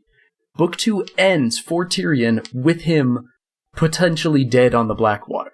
I actually think there's one more chapter after that. I'm pretty sure it ends with him... Oh, you're right. God damn it. Cut it all out. I'm pretty sure, yeah, because the whole... Yeah, we can't have him be right. Yeah. Yeah. I have no mouth and I must scream chapter is definitely in Clash. Right. But I would also... Okay, let me roll that one back. The whole thing was cut like the last 2 minutes. Karstarked. I agree with Jeff for once. That... Thanks. There are plot resolutions missing from the end of Dance, and I guess Feast also. And I'll also say, to be entirely fair, I don't like all of the endings in Feast and Dance. I think Sam's ending, it's a nice punch about the faceless man is in Old Town, but it's honestly not that exciting. And really, I don't know. Just the other books have such good last lines, and then the end of Feast is like, no, I'm like the pig boy, and we're supposed to lose our collective minds over that. Oh, he's like the pig boy. No, he's not. He said he's not in the prologue.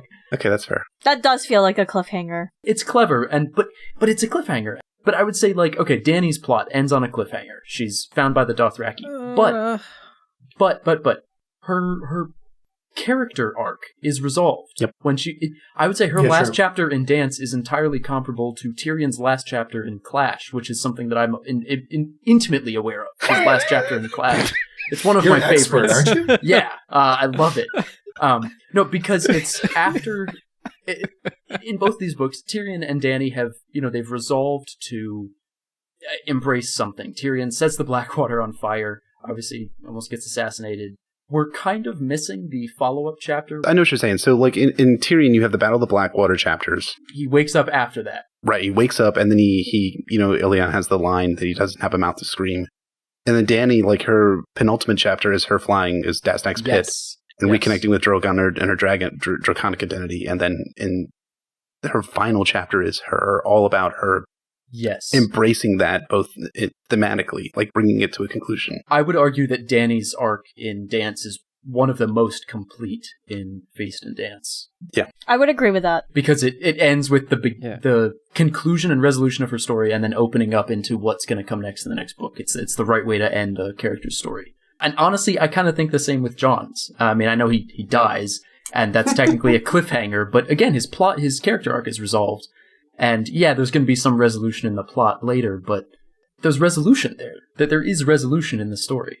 It's also that George specifically jumps ahead in time to bring you those two chapters, which we are uncertain of where Dany's takes place in point in time, and Jon's chapter takes place presumably after the Battle of Ice. Yep. So that's farther in the future. So George wanted to have these two characters, who are presumably the Song of Ice and Fire, come as a narrative conclusion for the book. Yeah. And also looking at Dany's chapters, if you're thinking of where you would splice that to have a narrative end, you can't have her fly off on Drogon and Daznak and end it there. That's another cliffhanger because you don't know where she's going.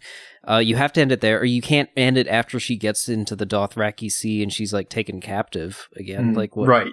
Yeah. So that's a clean break there, and she's ready to start a new story. Well, I would argue that Dany's story is definitely complete, especially based on Bob... The Builder?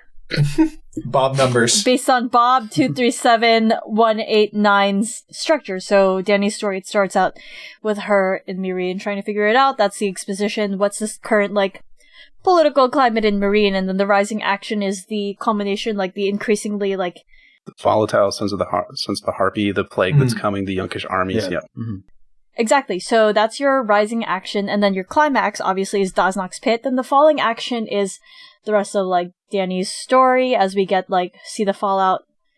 Actually, interestingly, maybe some of her falling action or rising action of the next arc is in Barristan's POV of the fallout the fallout from Yes. Daznak's pit, and then Dany's own storyline of coming down from like what happened, the aftermath of the pit, and then, as you said, as Michael pointed out, the resolution is, you know, her resolving it. She makes a character choice of dragons plant no trees. That's the resolution of Dany's storyline, violence over peace. But I would say that Jon's storyline isn't as clear-cut, and I'm not necessarily sure that we could break it down as cleanly as Dany's storyline. So, yes, we have the exposition of, like, this is what it's like right now at the wall. These are how things are going. And as it's like interestingly sort of like a response to that Sam chapter of like, this is why Jon made the choices that he did. Yeah. But I'm not sure where we would like delineate rising action, much less climax and the falling action. It seems like the climax of Jon's story is in fact his stabbing. So I don't know where you would put the falling action or resolution. See, I would argue against that. I would say that the climax of Jon's story is bringing the wildlings south of the wall, like the chapter before he gets the pink letter. Because that is like the climax of Jon's story. Everything that he's been working for since the Storm of Swords and trying to integrate the wildlings with the rest of Westeros. He saves 3,000 people, right? Like that's the climax of the story. It's not the Battle of the Blackwater. It's not even like something. It's not Daznak's pit, but it's a peaceful resolution. Like Jon has been working the entire time to peacefully reintegrate the North with the wildlings, and he finally gets that.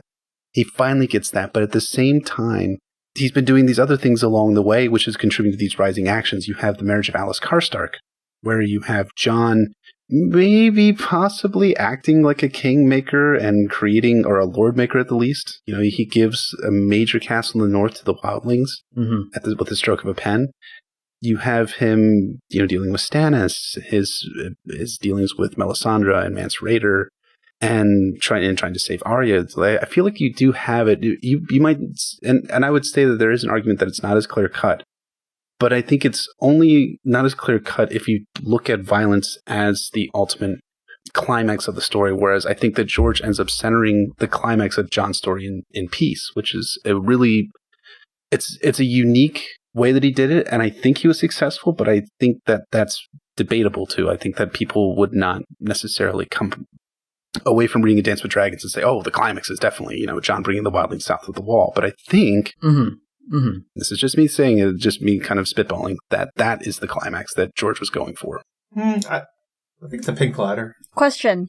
Do you think that the point in which Jon brings the wildlings through the wall is the point of the highest tension in Jon's storyline? Is that the point where there is the most tension in Jon's storyline? No. It's definitely the then pink where letter. Is it? It's pink letter, yeah. Then that's not the climax of Jon's storyline. Yeah, I think... Yeah. The wildlings isn't it. Through A Feast of Crows and A Dance with Dragons, Jon has been struggling a lot with whether he wants to be Jon Stark, if he wants to be the king of the North, if he wants to take battle against people, and he's been really repressing a lot of these instincts. The pink letter comes, and he just kind of goes against those. He's like, never mind, I'm going to be Jon Stark now. I'm going to go get Arya. I'm going to bring battle to Winterfell. I'm going to break my oaths. Everything he's been resisting in that moment, he gives into. That's got to be the climax of his story. And that means that Dance ends at the climax of Jon's story. Can I rephrase that? No. Can I take that back? after my excellent argument? I mean, I guess, but like also I already feel very victorious, so like... Dilly Eliana. Wow. Okay, so the climax of Jon's story is not the wildlings coming south of the wall, although I think that is the focal point of the narrative, and that concludes things that have been going on since the Clash of Kings. The climax, you would say, was the very last lines of Jon's penultimate chapter, which are, he gets the letter from Cotter Pike, and he says... Is that the one with the dead things in the water? Night falls, and now my war begins. But again, is that the highest tension of Jon's storyline? Is that the point in time when Jon must make the most difficult choices in his storyline and is faced with the biggest dilemma?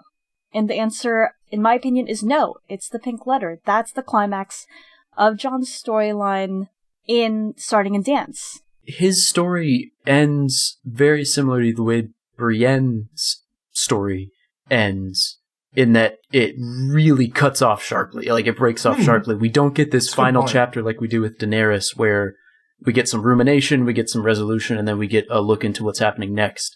With Jon and Brienne both, we get this, the moment of death, basically. Although with Brienne, obviously, she survives. Jon probably doesn't. But they're definitely the most cliffhangery endings, and they cut off maybe early, you could say, without resolution. I can't understand what the poster is saying here, because I went through and I made a list. Okay. Oh boy. And I checked it twice. Santarin. There are 14 POVs who don't have like a real solid resolution at the end of a feast and dance. And so you got the battle hangers, which I would say are Tyrion, Barristan, and Victarion. None of those have like reached a thematic conclusion, I think we can agree. Well, I would say Tyrion kind of has, now that he's re-entered. Like, at the end, he re-enters the political realm. He assassinates, what's her name, Nurse, with the mushrooms in his boot, and, starts hopping back on the old politics train. Yeah. But it's a weak one. Like, it's not nearly as affecting or interesting as Daznak or even Brienne's, hanging, I would say. So yeah, I'll give you that, sure. I would say, though, that Barristan and Victarion are definitely, like, poised, ready, like, on a precipice. Like, they haven't reached... Yeah, I think that's true. Some kind of conclusion, I think. Jeff? I would say Barristan would, because, Barristan's his climax, and Eliana, since you're the climax expert, let me know when I'm wrong. Oh! Climax expert! What are we talking about, y'all? What's I'm going to say this is correct. Eliana's the official Maester Monthly climax expert. You gotta change your flair. The climax expert. Y'all! You can't just... You're really good at recognizing when the tension is just right. I'm really good at releasing tension. The climax of Barristan's arc is him taking power from Histar's Lorik and fighting Kraz. And then the fallout is the Yunkish coming back and saying, kill the dragons, or we'll start, or we'll kill you. And the negotiations going badly, and then war starting. So you have kind of the same thing as Daenerys, I would say, in probably a less thematically holistic way. I'm just going to invoke the Eliana clause, and in that if you end Jon's story when the wildlings come through the wall, then that's the climax of his story in that book, but George decided to bump it up, and he gives you the Shield Hall climax, which is different. So in this case, because we're not jumping ahead with Barristan in his story, theoretically his climax may not have happened yet. I just think that Barristan does have a climax and some fallout from it. I can understand what you're saying. Can we say Victarion? Well, I guess you can say Victarion does have his own arc throughout the series that he comes to. But all these characters are poised to immediately take action. Yeah, I'd say is why maybe they've had their thematic stories concluded for that portion, but they're like poised and ready to jump in on the next part of it. Okay, and then you have like the ones that they aren't like immediately ready for something to happen, but they're really close. It's like Sansa, Jon Connington, and Melisandre. Maybe Jon Connington could go up into the battle hangers almost, because he is mostly more or less his arc complete, return to Westeros, etc., getting ready for the Siege of Storm's End, whatever the heck happens there. But you got Sansa, who is like in the middle of a story. She doesn't really have a solid conclusion. Melisandre just has one chapter. Then you have these mission enders, and that's like Sam is on the end of his mission down to, but he's still starting it. And then you have Davos, who has gone missing, is on a mission, and you have Ario Hota. Spoiler, wow, he's a point of view. I forgot all about him. He's in the camera. How could you forget about Ario Hota? I would say, by the way, chapters and all. Just cutting in real quick though. Davos's arc in Dance is actually very clean and nice, and I think there's some great Poor Quentin stuff that he wrote on the way George took those very limited chapters and the way Davos disappears and made a nice little story out of it. He's always somebody's prisoner. He is, isn't he? Davos, he's always captured. Anyway, This can be a fanfic. And so anyway, then you have the cliffhangers, Jaime and Brienne, of course. And then you have the POVs that I would say are going nowhere. And this is going off the end of Dance with Dragons. Well, we know one of them is already wrong. But Arya, Bran, and Aeron. I would say if you just give me the dance, I would not think Arya's going anywhere. Bran's going nowhere soon. And Aeron is like off the map. So... I would say Bran has a nice arc. Like, it's 3 chapters, right? Build up, climax, and then fallout, and then entry into Bran's next, where he's going next in his journey, because you have the climax being the battle over the lake in front of Bloodraven's cave, and then you have the fallout, Jojen being turned into paste and being eaten, confirmed, and... Factual, right. Objective. But you also get Bran... gaining greensight at the end. Like, that's his arc ends with that. Yeah, I think that Bran's a nice little journey like that. Arya's is kind of weird, though. I would agree in that Arya basically, her ending is her graduating to the next degree of being a faceless man, being an acolyte. Right. She got a new belt. Yeah, essentially. Kinda. Yeah. Cersei. In Feast for Crows, she has 10 chapters. She's the point of view character with the largest number of chapters. Yeah. In Feast. And I wonder, that is kind of a cliffhanger at the end of her arc, right? In Feast for Crows, where she's imprisoned by the High Sparrow. Oh, and that's it, right? You do have the climax in her arrest and the fallout. But the 2 chapters we get from Cersei's point of view in A Dance with Dragons were not originally intended to be in A Dance with Dragons. They were actually Winds of Winter chapters that Martin wrote in like 2009. Huh. And I wonder if Martin, and this is just hypothetical meta theorizing, I wonder if Martin saw that there were going to be these cliffhangers and saw that, Jon's arc was going to end with him dying, and that was it. And he said, well, I'm going to get the next book out in 2 years. So it's joking. I don't even think Martin was that. Yeah. And said, I do see why there would be some reason to believe that some of these arcs feel like cliffhangers. Let me try and resolve at least one of these storylines, right?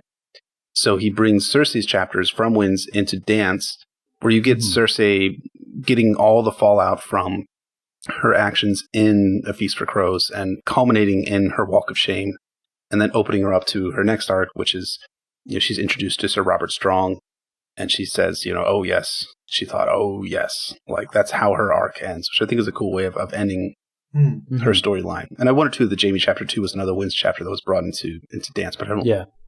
For purposes of explaining some of the epilogue stuff that we get from Kevin Lannister's point of view. Right. Sure. Right. Interestingly, slightly a rebuttal to Bob's point, not necessarily. So we brought this up in previous casts, where George R. Martin has said that he doesn't necessarily see the series as separate books so much as one big long book. Though I think the point is well taken that the first 3 books are better self-contained. My second meta point is ending on cliffhangers. George R. Martin's returning to his roots in TV writing, because in serials, in TV writing, you sort of want to end on those cliffhangers to create that audience investment, so they come back the next week and they're like, wow, I gotta tune back in and see what happens. So I wonder if to an extent that's where that impetus comes from, and that's why Feast and Dance end like that. It's not necessarily bad, it's just a different style. To an extent, it almost makes sense in today's modern era, where we're seeing a rise of the television medium again and the serial. So. Yeah, the problem with it being a serial, though, is that you have another season that comes the next. Have a next book. Exactly. Oh, actually, that's the point I was going for. You have the next episode where you get these cliffhangers resolved, or the next season. Yeah. We're not bitter. No. We're fine. No, we're fine. This is fine. We're fine. And we're going on 6 years now, so I'm fine. Yeah. I do think it's true, though, that going back to Bob's sort of original point, you do get much more self-contained stories in Game, Clash, and Storm than you do in Feast, Dance, and Into Winds. That, Arya, her story crosses Feast into Dance, and then clearly there's more stuff coming in the next book. And it's even true of Jaime, who has chapters in Feast rather, that wrap up kind of nicely, and then a chapter in Dance that sort of like a teaser for the next book. They are much more cross-pollinated than the other books. I was mostly playing the devil's advocate. I agree with Bob that there are a lot of cliffhangers. I disagree that it's a problem. I think that it made me even more excited for the Winds of Winter. I want to have it today. The way he left all these plots are exactly how I want an author to keep my appetite whet. How he wants me to know what happens next. They're great. I love these cliffhangers, and I don't think it's a problem in the way that Bob says it is. It's not a complete series. We should expect more things to be happening, more things to be interested in. I do disagree with Bob on, a number of these things, that I think there is more of a resolution at the end than they give it credit for.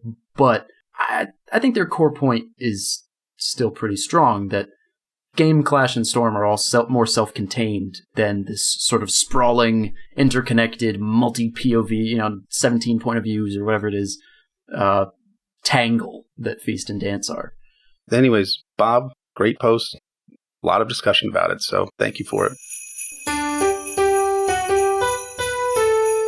Okay, now we're on to the 7 Swans of Swimming highlight of our Maester Monthly Holiday Extravaganza. 7 Shadow Swimming. Ooh, 7 Shadow Swimming. And the reason we've called it as such is because this post is named Was the Shadow Assassin a Deus Ex Machina by user Mithras Stoneborn. Oh, what a good name. So, essentially the gist of this post is responding to the question of Stannis' shadow baby and whether or not it was a Deus Ex Machina coming out of nowhere, etc. And their argument in a very succinct, upfront TLDR is, of course not. And the reasons they give for such is that, the books introduce us to Melisandre's background as a Shadowbinder, and they set that up, meaning that the Shadow Assassin didn't necessarily come out of nowhere, but most importantly, a Deus Ex Machina comes out of nowhere and resolves a problem. And rather than doing that, the Shadow Assassin actually complicated the situation. Yes. That the Shadow Assassin stole victory from Stannis' hands, and it didn't give Stannis an unearned victory. Rather, there was no victory for Stannis. Instead, he suffered defeat at the Blackwater due to the Shadow Assassin. And then it goes into implications for what this means for Euron and using magic, and how magic is never the solution. But just to preface that this discussion is not about whether or not Stannis was right to use the Shadow Assassin, just about whether or not the Shadow Baby was a Deus Ex Machina. Right. Wait, me and Jeff don't get to have it out right now?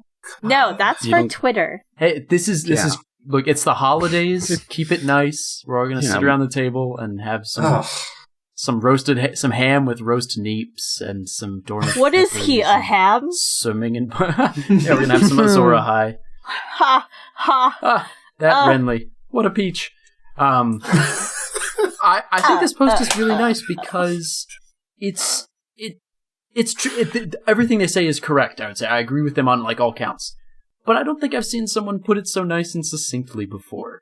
About how, it's not just a random out-of-nowhere magic power that gives Stannis an auto-win button. It does complicate the story, and it is well established beforehand that Stannis is bringing a magician into the game, that Melisandre is spooky and scary. So the interesting thing, too, is that George does give that background to Melisandre before we even see her powers. You have Tywin Lannister talking about it in the Game of Thrones, which is something that Mithras brings up. Talks about that Stannis has brought a Shadowbinder from a Shy over to Dragonstone. And then you have, in the Clash of Kings prologue, you have demonstration that Melisandre is magical in some capacity because she survives Crescent's poisoning. And so it's not a Deus Ex Machina. Yeah. And I hesitate to bring this point up because I know we've been talking for a long time, but I wonder, are there actual Deus Ex Machinas in A Song of Ice and Fire that you can think of? And I can think of one, but I wanted to bring it out. Let me think. Pitch the question to you all.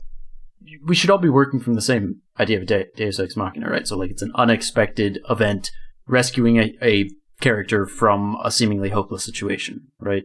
That does not have background in. Yeah, usually in a contrived kind of Dany in the pyre with the dragons would be mine. In that it kind of makes sense in the context of the story, but there's not really a reason for her to hop into the pyre, or to be so confident that she'll survive, or to be so blasé about it. It seems intentional, like she kind of blasé about the blaze. Okay. Blasé about the blaze. Maybe.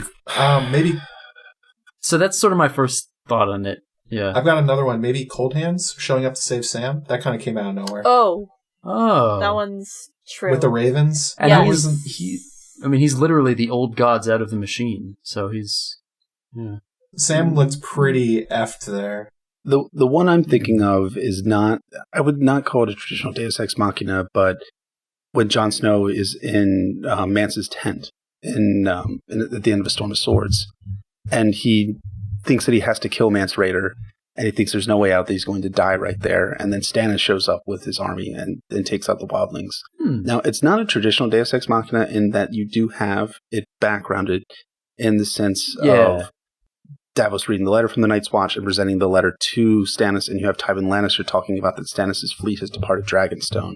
Right. But it can feel that way in the same way that perhaps Melisandre's Shadow Baby can feel like a Deus Ex Machina to save Stannis from a situation where he can't win, which I would dispute, but at the same time, it feels that way. That there's definitely some feelings in the Song of Ice and Fire where there's Deus Ex Machina moments. Drogon coming to take Dany away, which is not a Deus Ex Machina either, but and Dany's not necessarily in peril either in that situation. Right. Yeah. Dany just sort of puts everyone else in peril because she doesn't like what's going on. For Melisandre, maybe my memory may be fuzzy on this. Does the Shadowbinder, is it implied that she can use that to kill people? It's left ambiguous. Just that she's magical? Tywin just says that Stannis has brought over a Shadowbinder from Asshai. That's all that he says about Melisandre. Mm-hmm.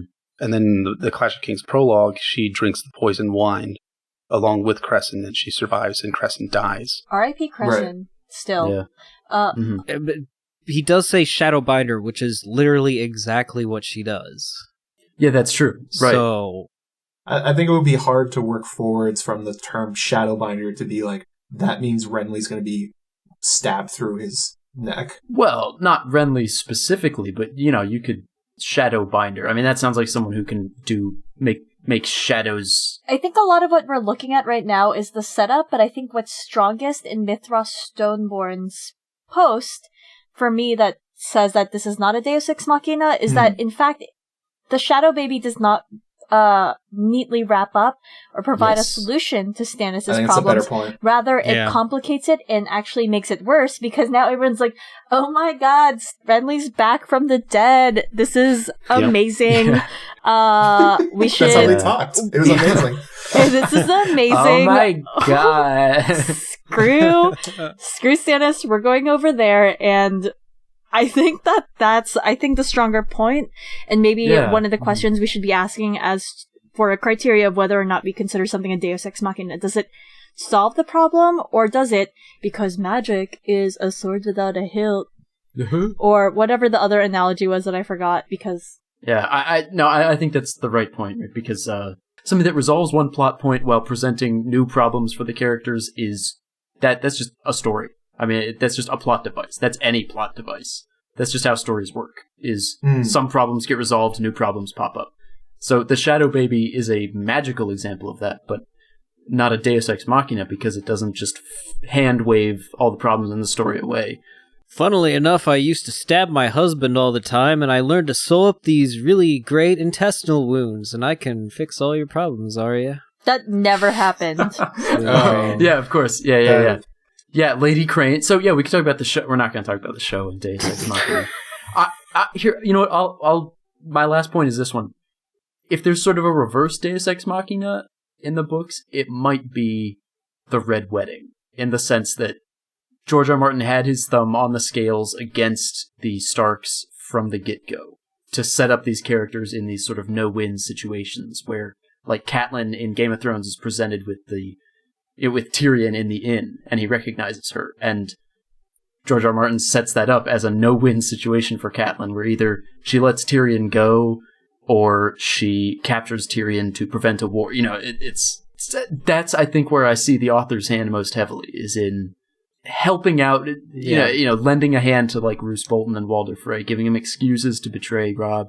I know we're done with that discussion. Is the Diablo Ex Machina? I don't actually know. Diablo Ex Machina. Yeah. I don't actually know the Diablo, word for devil. It's probably like, I think if the Shadow Babies were really a Deus Ex Machina, it would be more than just killing Renly. It would be like, all of a sudden they're Shadow Babies and they kill every Gold Cloak or something crazy like that. Yeah. Or this is a really limited thing that doesn't really pay off that well. And actually, like they point out, Stannis only gets punished physically. They say he ages physically from this. And I mean, who doesn't? I age physically.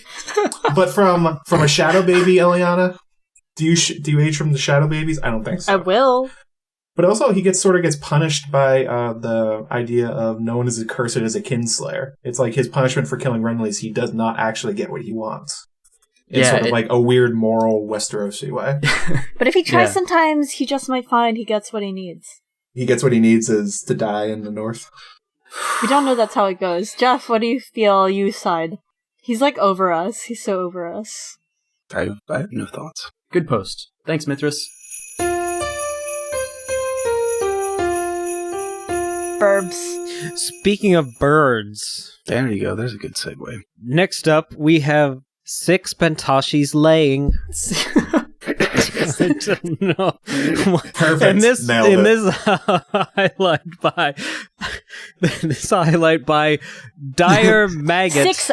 Six Miranese. 6 Miranese are laying? No, Ilyro and Varys, they're Pentashis. 6 Pentashis laying. Yeah, I just was going for rhyme. Fires in the Wait, but isn't there down in what are we talking about here? Crypts of Winter. Come on, we could finish all 12 of them tonight. Let's Why aren't Ilyro and Varys speaking Valyrian?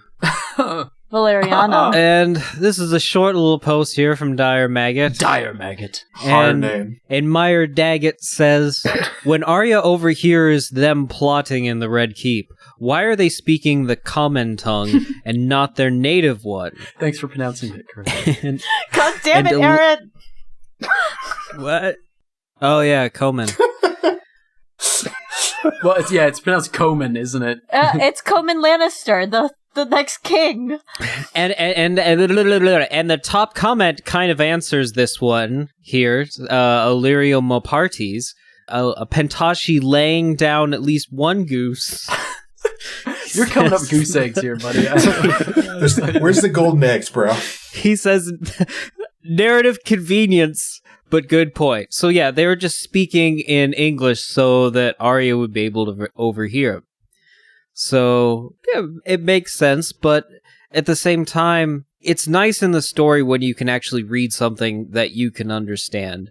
This is especially problematic in like the new series of Star Trek Discovery, because like anytime they have a scene where they all speak Klingon and it's subtitled, it is just like awful and you don't want to watch that scene. And eventually they start speaking English and it gets a lot better because the actors can actually act. But yeah, so that's why they were speaking English in the Red Keep, I guess. Does anybody have a more logical answer?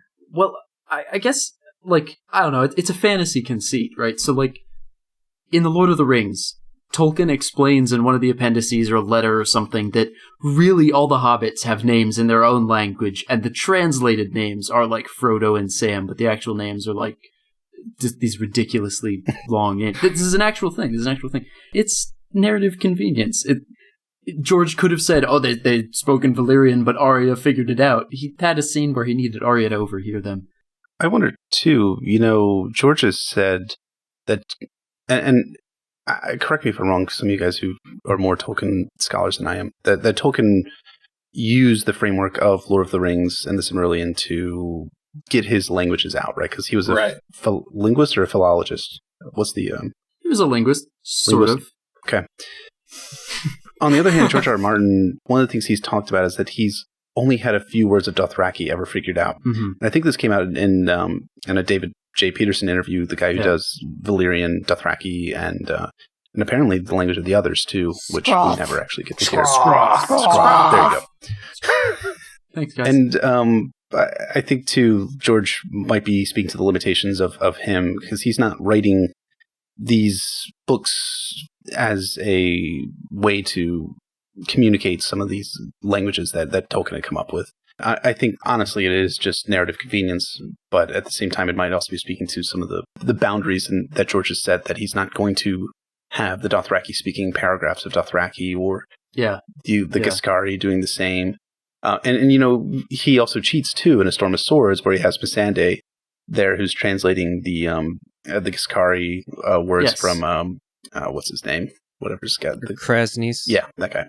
So he cheats there because it's not his forte. Like he's talked about his forte as examining history. He talks about how he loves sigils and what they mean. But I've never heard him speak about, I love language and I love developing Dothraki and Valyrian and Giscari. So I give George a pass for this one, to be honest. Sure. Well, it's also, he could have easily just written around it too. Like the person, like at Winterfell, they have the Mirish gardens there. Mm-hmm. So they might have had like a gardener at Winterfell who came from the Free Cities or something, and he could speak sometimes like in Free City, Valyr, like whatever. And right. Arya had picked up bits and pieces, and then while they're talking, she like understands a couple words, and then that could like flow in later when she goes to the Free Cities, and she like starts to pick up more, and it would also make her learning those languages seem more fluidic, I guess, if she had already been familiar with understanding, because she learns like a whole bunch of languages. She does, in doesn't like she? The span of a couple of months. Yeah.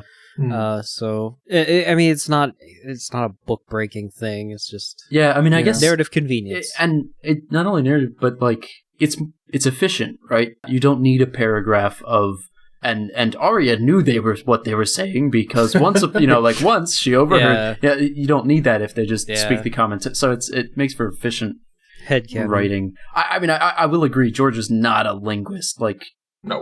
You could take a continent the size of Westeros and just do really weird things with it with language. The Starks could speak a different language from the Martells and things like that. But that's not the point of the story. That's not what his story's about. And the world building has to serve the story. So have you ever noticed how all the cities in like Westeros are all like really not cunningly linguistically named? Cunning linguists? I like Old them. Town.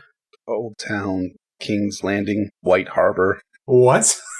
Yeah, Old Town, Okay. It's the town that's old. White Harbor, it's the harbor, it's white. See, I take the Tolkien-y explanation, which is that all of them are actually in a different language, and the names sound really cool in that language, but this is the translated version. Hasn't George R. R. Martin said something to that effect? Has he? I have no idea. If I'm not like said something like, they're not speaking English, they're speaking common tongue, but I couldn't find you a source on that. But like, I don't know, I kind of like my headcanons, like, so as we know with Sons of the Dragon... Sons of the Dragon? As we know with Sons of the Dragon, George R. R. Martin submitted the wrong draft, potentially, as opposed to the one that was edited, but was cut from the World of Ice and Fire that might have been meant for Fire and Blood, right? So there were some discrepancies in details, etc. And for me, I resolved these differences with the idea that, like, George R. R. Martin is basing his story on medieval history, and medieval books had discrepancies in the information because not everyone had access to an internet. They had to, like, go off of whatever sources they had access to, etc. A lot of people provided some good explanations in the comment section of this post, such as one person saying that, like, Arya might have been taught High Valyrian by Maester Luwin, the way that a lot of upper-class people in Europe, like in the medieval or early modern period, were taught Latin. Mm-hmm. So she might have been, in fact, versed in High Valyrian. Or other people provided the assertion that, like, because both Varys is from Lys or Lyseni, he's Lyseni, right? Lys, and Illyrio's Pentoshi, they speak different dialects in the same way that, like, Portuguese and Italian are different children of Latin, or, like, etc., the Romance languages. And because these are, like, similar but different, they actually speak the common tongue because it's easier to understand one another in the common tongue. So, True. I like those explanations for why Arya is able to understand them. I've got an actual answer to the question, too. Whoa, okay. Bruh. Which is that, he's written that Varys knows the dungeons of King's Landing better than anybody, and they thought they were completely safe. So why would you need to talk in code when you're in essentially your secret clubhouse? I think their assertion, though, is it's not code. If both of them were raised in the free cities, then they would be more comfortable speaking in whatever their mother tongue is, which is some form of Low Valyrian, as opposed to the common tongue. Well, Varys has lived in Westeros for a long time. Maybe he's gotten more comfortable with it. Who knows? Yeah, and you gotta wonder, I mean, it's along the narrow sea. It's just a very clever way to write around it. He doesn't have to include Valyrian because he can just say, like, well, Varys is an expert, so they don't have to talk in a separate language to worry about being overheard. They don't think they're going to be overheard, so why would you need to speak in a language to confuse people? It's more of just, I think, an issue of comfort. Like, I don't know. From my perspective as a child of immigrants who are not... English is not necessarily their first language. They don't necessarily speak in English all the time. If they're feeling comfortable around other people who speak the same language, they'll slip in and out, etc. And we don't get an indication of that in this. Yeah, what we probably would have seen, right, is like code switching back and forth and dropping in and out some words here and there from bastard Valyrian or whatever it is. Yeah. But that, I mean, again, it comes back to, like, George felt like that would distract from the scene or didn't think about it. The language that the, like, common folk spoke in many areas in, like, medieval Europe wasn't actually the language that the High Court spoke. Yeah. Like, in St. Petersburg, they would speak in Queen of Russia. What was her name? Catherine? Catherine the Great, yeah. Yeah, Catherine the Great. They spoke French. They did not speak Russian. So it would make sense they would just speak English or common tongue at Illyrio's manse because it separated them as a position of power from the rest of the small folk. So that's a good point. I didn't think about it going to Illyrio's manse. That's a good point. Nobody would understand them over there. For what it's worth, that's the indication we kind of get from Daenerys' chapters. She doesn't say they were speaking in Valyrian. That's true, yeah. She and Viserys and Illyrio. In her very first chapter, because we kind of get called out the areas where she's like, oh, so-and-so were speaking Valyrian. So we could potentially assume they were speaking common tongue in his manse, and thus perhaps he was more comfortable in that. Yeah. I think we've all gotten some good knowledge drops from these eggs, so crack open a yolk, because we're moving on. Are you actually eating an egg right now? What's going on over there? Yes. I like eggs.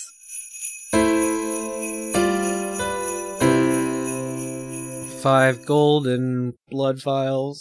Meow, meow, meow, meow, meow, meow, meow. And here we have, on the 5th day of Christmas, a post from user mitvit titled, "Sometimes I Can Taste the Blood." Ooh. Me too, bruh. Whoa, that's dark. What this post is about is how Bran, over time, as he becomes more in tune with his skin-changing and green-seeing powers, his senses open up more throughout them. It starts off with him being able to say that he can smell blood, but sometimes he can taste it. And then as he works up more into it, when we finally see him in the end of A Dance with Dragons, he can finally taste blood after he has had the weirwood quote-unquote seeds and had his powers fully explored. It's not only that his powers are expanding, his senses are being expanded. It's not just a third eye, it's the way he interacts with the past and the things he green sees and skin changes into are expanding drastically as well. Yeah. Yeah. It seems like this post it's really talking about how Bran's powers in green seeing are expanding the same way his skin changing and warging powers have. When he was in his wolf dreams and all that, he could smell and taste the blood, and now in his green dreams as well, he can do the same thing. Right, he's tasting blood from a tree which has no tongue. Yeah, exactly. It's reaching beyond, like, you know, the physically possible, which I mean, you gotta kind of wonder. So Brynden, not our Brynden, Brynden Rivers tells Bran, obviously, you know, you can't change the past. In the show, he says the ink is dry, all that kind of stuff. But if I know fantasy, and I do, whenever a wizard or whatever says, "Oh, pupil, you should not tamper with this stuff. Like, you can't do that. Don't bother with it." That's always what's gonna, like, he's totally gonna tamper with the past somehow. Maybe not in a big way. Maybe just Hodor or whatever. But so this expansion of his senses, the paste sort of opening him up to the weirwood trees and all that, I kind of think that ties into that a little bit. You know, he's getting stronger and getting more powerful in it, and we can measure it by this very, like, sensation-based thing. It's Eliana, it's like what you talked about back with the very first post we talked about with Dunk, and how George R. R. Martin used sort of those sensory images of the smell of rain and all that. Here it's the taste of blood, which we can associate with Bran becoming stronger in his magic powers.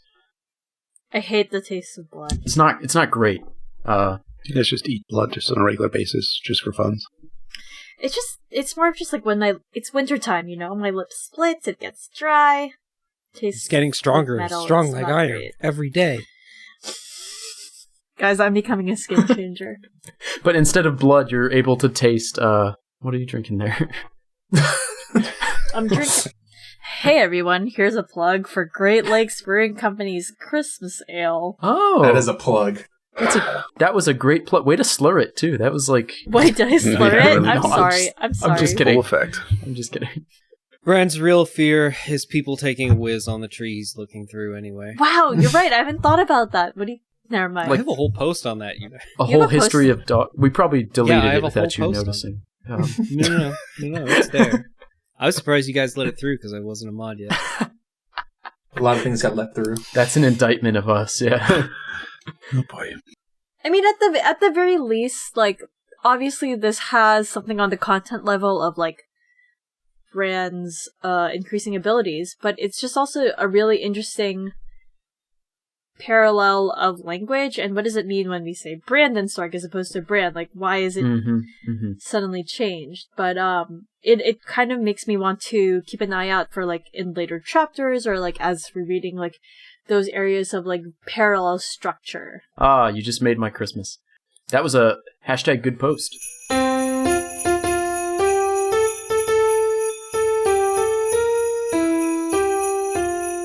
For the fourth post of Christmas, we have 4 calling birds, and those birds happen to be crows, because this post is all about Euron Greyjoy.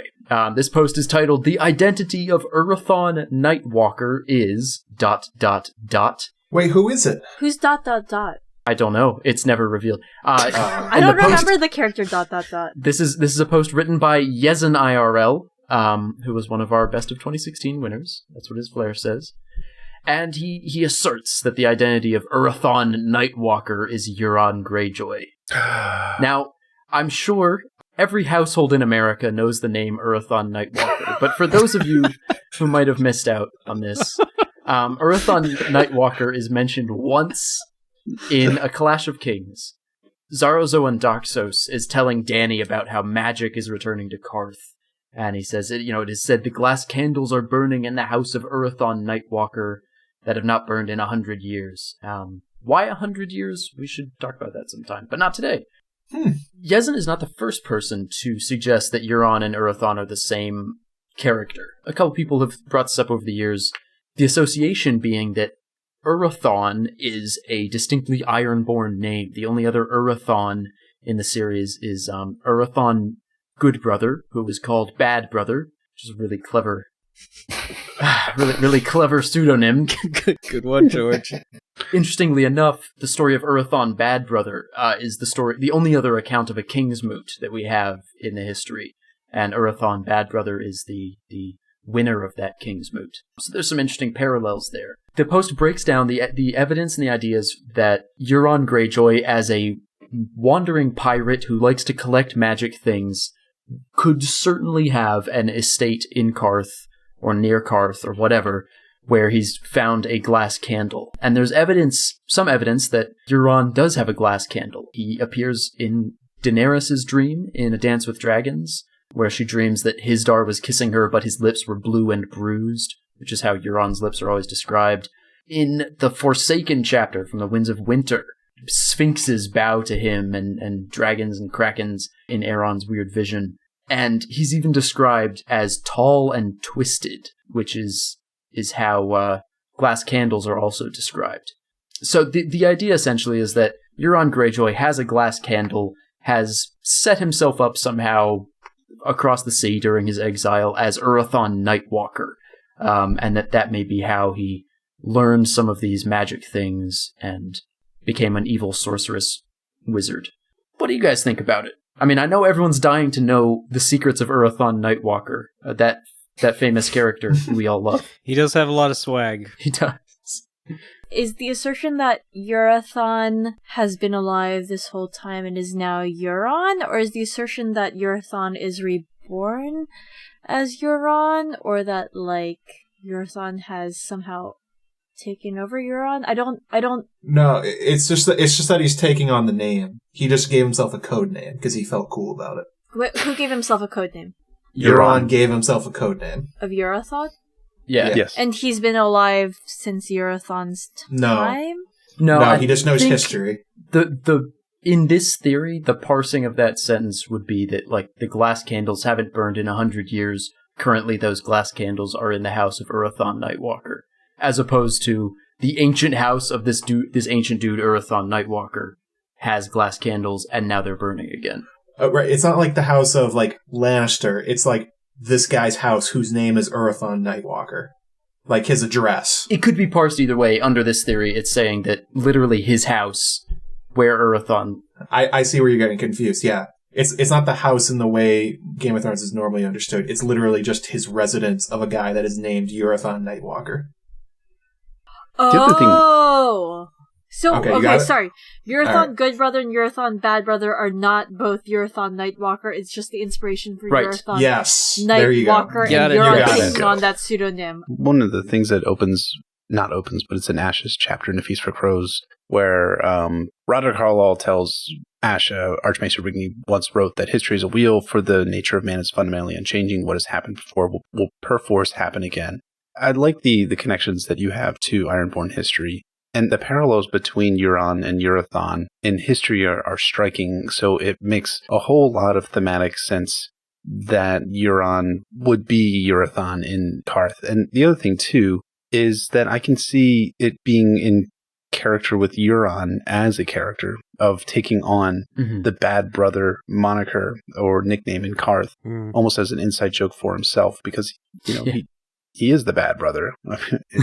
Yeah, he is the baddest brother there's ever been. Yeah, I mean, you get so much of that in Aaron's chapters, in A Feast for Crows and in The Winds of Winter, where Euron's just this awful, horrible, terrible person to his brothers, and so it makes sense that Euron would take on the moniker of someone who was an awful, terrible brother, Also, I'd like to point out that Euron and Marathon combined make Urrathon, which is why he sails so quickly across the seas, because he's sailing a marathon, which is why he's Dario. It checks out. Perfect. Nailed it. YezenIRL did in fact say down there in before Benj and Dario Jock and Joke. Oh, yeah, so he got you. He's in before it. I didn't mean it as a joke, but...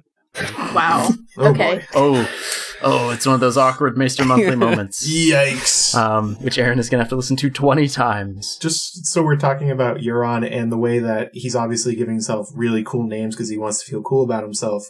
I think this is a good way to transition into, is he a guy that owns a lot of cool things he's pirated, or is he really the big bad that people think he is? Like, is he adopting things from the past to make himself feel great? Or is he really as bad as he thinks? Or is he an antique salesman? That too. Yeah, I was wondering if you're going to say, is he like taking him from Aaron's Rent-A-Center or something? Borrowing all his swag. He's got a glass candle, he's got the horn, he's got the Valyrian armor. He just seems to be collecting things. I would say it's his house. Does he have an HGTV show? He must have, yeah. Well, it's actually, he has an episode of Cribs. But I think, to answer your question, I don't think there's a difference between him putting on all the trappings of an evil wizard and actually being an evil wizard. Okay. I think at some point he's wearing the Valyrian steel armor. He at one point had a dragon egg or something. He could have glass candle. Like, at some point, if you have all those things, yeah, you're an evil pirate wizard. You kind of are. Like, I mean, it's a question of identity in A Song of Ice and Fire and all that. But yeah, I think you are the trappings you put on, right? Mm-hmm. True. I just think the idea of Urrathon Nightwalker is such a tropey bad name that it shows that he's really trying to be that kind of person. Well, I always thought, I've subscribed to this theory for a little while now, that the Nightwalker moniker is meant to convey some sort of connection with the others, right? Sure. Mm-hmm. Because, one of the theories that's out there, and you can look it up, it's I think it's broadly under the Eldritch Apocalypse that our friend Poor Quentin has written about extensively, is that Euron is in conscious or unconscious allegiance with the others. So him being the Nightwalker, Urrathon Nightwalker, would kind of convey that he's walking or conversing or communicating with, or traveling, let's go with that, traveling in the ways of the others and the White Walkers. And I don't know. I mean, it is kind of a bad nickname. But it's a totally Euron thing, you know what I mean? Like, this is what I mean. He's advertising. He wants people to think he's a total badass. And a lot of times in the story, total badass is sort of their actions reveal themselves. Euron's trying to make sure that people know about him before he shows up. Yeah, he wants them to hear his name. Will Devil's Advocate as Darkstar was written to intentionally be a bad MF, and he Well, what George considers a bad MF is not always the same. Darkstar is. Womp womp. Yeah, so. I mean, it's not a coincidence that there's of course the meaning that Nightwalker means he can traverse the long night, but also it very much rhymes with White Walker. Ooh, got it. Urrathon Nightwalker. He just sort of slurs Wait, it. does the rhyming between Nightwalker and White Walker go into my theory of Euron being Kanye? I don't know. Ah. I think you need to write this. Uranye needs to be a post. Although I don't think he has Kanye's sensitive side. But that's, yeah, exactly. So one other thing about the post, which I think it answers a question that some readers might have, is that Euron claims in A Feast for Crows that he has the warlocks out of Karth, right? He says he captured a certain galleass out of Karth. True. Along with some cloves and nutmeg, 40 bolts of green silk, and 4 warlocks who told a curious tale. You do wonder about, is it just coincidence and chance that Euron happened to come across these warlocks out of Karth, of all places, finds out about this curious tale about Daenerys and her dragons. For a fair amount of time, as in up until last year, we don't know if he was just full of crap or whatnot. But in reality, in Aaron's chapter, I think he sees one of the warlocks, potentially Pyat Pri, who keeps saying the name Pri. Yeah. And I can always hear that, the way that George said that. In the first day when he read the Forsaken, yeah. So Euron has these warlocks. It's not something that he made up. How did he get the warlocks? He happened to be sailing out of Karth, just coincidentally picked these guys up. Right. I don't know. It feels too convenient, I guess, for lack of a better term. No, yeah. The idea that he happened to be near Karth on the same day that they set sail from Karth. And I mean, maybe he picked them up elsewhere on their journey, but I mean, he had to be somewhere to intercept them. So I mean, it's not necessarily intercept. If there is an upper crust and a network of, I guess, nobility in Karth, and if Zarazoan Doxos knows of Urrathon Nightwalker, right, and is mentioning him, just name-dropping him, saying that he has glass candles, would not someone who is experimenting in the burning of glass candles obviously be in contact with another magical association, such as the Warlocks of Karth? And I don't necessarily know that it's intercept to, like, kidnap them, or perhaps he lures them for, like, leaving, etc. Right, yeah. I mean, they run in the same circles. It wouldn't surprise me if they did. But I had always... Isn't there something in the books about what glass candles do? It's probably in the Feast for Crows prologue, that you can traverse mountain and ocean and all these types of things and see things that you wouldn't necessarily see, right? Ain't no mountain high, ain't no valley low, ain't no river wide enough.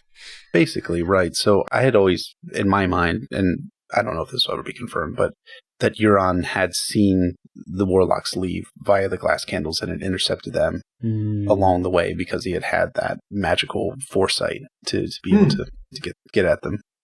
Or is he the failed people of Bloodraven and he's kind of like a dark Rhaegar where he's following like prophecies the others are sending him? It could be true too. Which it could be a very fantasy way his character is going. I think that's one of the really good questions of Euron is he a charlatan? Is he for real? Is he really the Eldritch Apocalypse, or is he just sort of like a very greedy pirate? The levels you can go for him are incredibly fascinating, and they create such good conversations like this. You could spin these things any way, because there's very little effects so far from what Euron's magical abilities have been. Like, a lot of them you could explain, like, he drank the Shade of the Evening, or he's taking advantage of magical artifacts and he doesn't have any himself, but you could see it the other way, where he's assembling these things in a way to bring about the end of the world. Yeah. Or he's doing none of them and he's just being his own hype squad. I mean, yes, he is his own hype squad regardless. But I'm gonna go back to the thing that I started earlier.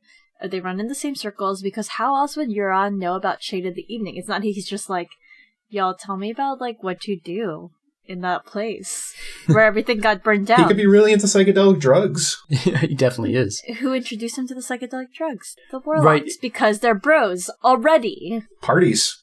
Carthene parties. He got him because they were all on the ship, right? That the Torture. Warlocks had. But Yeah, I mean, you gotta wonder if he was already into the Shade of the Evening, if he was already dipping Shade of the Evening, or if... Dipping. Yeah.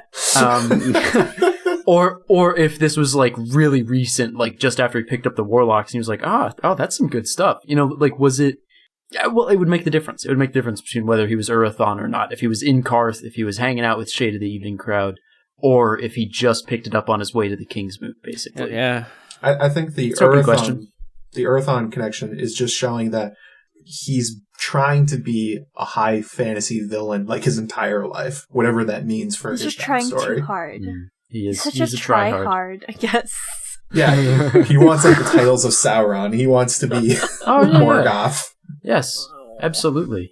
So fresh. It's to be Anatar and Sauron both. Yeah. I think that about wraps it up for that post. Yeah, it's going to be weird when he shows up in Sorrow's tent at the beginning of The Winds of Winter. Historio. Anyway, Jeff has the next post. Oh, he does. I do. Aegon one. I'm a Frenchin. I'm going to lay an egg. And so, the next post for our 3 Fagons laying? I don't know, what, 3 hens laying? Perfect. Because we have 3 different eggs? Oh, 3 fake Aegons. There you go. 3 fake eggs. The omelet that was promised. Yes. 3 fake eggs. Yeah, 3 fake egg omelet. Okay, so, the next post is by BaelBard. It's called Shadow on the Wall, Why Aegon's True Identity Does Matter. This post is about Aegon the Sixth, or better known as Young Griff, why Aegon's identity as a Blackfire matters, and why his identity as a false, not the true son of Rhaegar Targaryen is important. He talks a lot about where power resides, and he talks about what it means for Varys' arc, if you can call it an arc, as a secondary character, and how Aegon, as the prepared prince who's had the education and the training to become a king, and how it matters to Varys, that he can raise whoever he is, if he's a Blackfire, if he's just a random associate kid, to become the king of Westeros. So it's the key to Varys' political views. Nurture, not nature, is what matters to him. Did you say nurture? You're such a butt. Why would you do that? You're the one who gave me nature. Sterling Mallory Nurture. Nurture, not nature, is what matters to him. The other thing he talks about is how he thinks that Aegon's identity as Blackfire, or whatever his true identity is, will be revealed to Daenerys, citing Benjamin Franklin's, if 3 people can keep a secret, only if 2 of them are dead. Well, at this point, you have at least Varys and Illyrio who know Aegon's true identity. It's likely that probably no one else might know, maybe someone in the Golden Company, but it's unclear. And then finally, he talks about what it means for Jon Connington. And I think this is one of the more interesting points. Yeah. Jon Connington has sacrificed his honor, his nobility, pretty much his entire identity in order to prop up what he believes is the son of the man that he loved, that man being Rhaegar Targaryen. And he's willing to do these awful, horrible, terrible things, which is something I've written about in the past, in order to preserve this kid and ensure that he gets to the throne. And then when it all is a lie, it all comes crashing down. You see the extent of the horror that Jon Connington will have done and will likely be experiencing as a result of having this reveal done to him. I'll just say why I like this post. I've kind of gone back and forth on whether Aegon will be revealed as not the son of Rhaegar Targaryen for a long time. in the story, but also specifically to John Connington, because I can see where John Connington is kind of he's close to death one way or the other, either on the battlefield or through grayscale. But I can see now why George might have Aegon's identity be revealed to John Connington. And the best part about it is BaelBard closes the post by saying, Aegon's origin story being a lie adds a great deal of tragedy to Jon Con's story. He will do horrible things because of his obsession with Rhaegar, and it will all be for nothing, which will be even more ironic because Rhaegar's true son, John Connington's namesake, is alive. Griff supports the wrong boy, which I think is a great point to make, and I think it does add a lot of narrative resonance to John Connington's arc to have Aegon revealed as fake. What do you guys think? Yeah, I've been saying this for years. I'm with you on that last point for sure, because it feels very GRRMy to have Varys carefully crafting this whole, as BaelBard puts it, training montage for Aegon, for young Griff, when we've had Jon Snow doing the actual training montage the whole time, and the authentic hero off in a corner, while Varys has his carefully groomed hero who... Not a sterile environment, but, groomed. It's pretty sterile. There's not a lot of danger in Aegon's life. That's true. You see how he freezes up when the stone men jump on him. He's not like, I don't know, Jon Snow. Jon Snow's much cooler than that, I'm just saying. I don't know, he didn't kill Ygritte. Does he really swing the sword that freely? Yeah, he doesn't have it in him. Yeah, so I like it quite a lot. What about you guys? Obviously, I agree with it on the sense of what Aegon poses to Daenerys' storyline of he steals the glory that was meant for her as a Targaryen. And of course, as you said about the tragedy, and as BaelBard points out about the tragedy of Jon Con's storyline, and this is something that Jeff touches on in his Blood of the Conqueror series. It's not just about these two characters. Aegon has a lot of potential to play a role in Arienne's storyline. So, it's not just about whether he fools the rest of Westeros. It's about, John Connington wanting so bad to, go for that redemption, and he'll do anything. He's willing to go to Tywin levels of bad just to, try and redeem himself, redeem what he thought he should have done for Rhaegar. And then even Arienne, because she just felt so inferior to Quentyn and wants so badly to be Princess of Dorne and now Queen of Westeros, because she saw that was a possibility, as Jeff points out in his essay, that she's willing to potentially overlook some red flags about Aegon and see him as true. As they say in BoJack Horseman, when you're wearing rose-colored glasses, all the red flags just look like flags. I also like the thing you're saying about Tywin, where John Connington, Jeff has expanded on this, as we're going to say a lot in this, that just read Jeff's essays on this. Blood of the Conqueror is really good, but Connington has said that when he failed Rhaegar, one of the primary moments was at Stony Sept, where he treated the people fairly, where he went door to door. Well, he didn't burn down the city and said, how dare he? How dare he not burn down the city? But that's what he said Tywin would do, and that level of horror for what Connington's planning to do for Aegon, who may not be real, is a really troubling sign for where he's going in the future. It's hard to wrap your head around how Connington has so internalized his shame that he's willing to sacrifice thousands to put a person that he must know there are problems with on a throne. Yeah. Just how deeply twisted his psyche has become over time. For sure, yeah.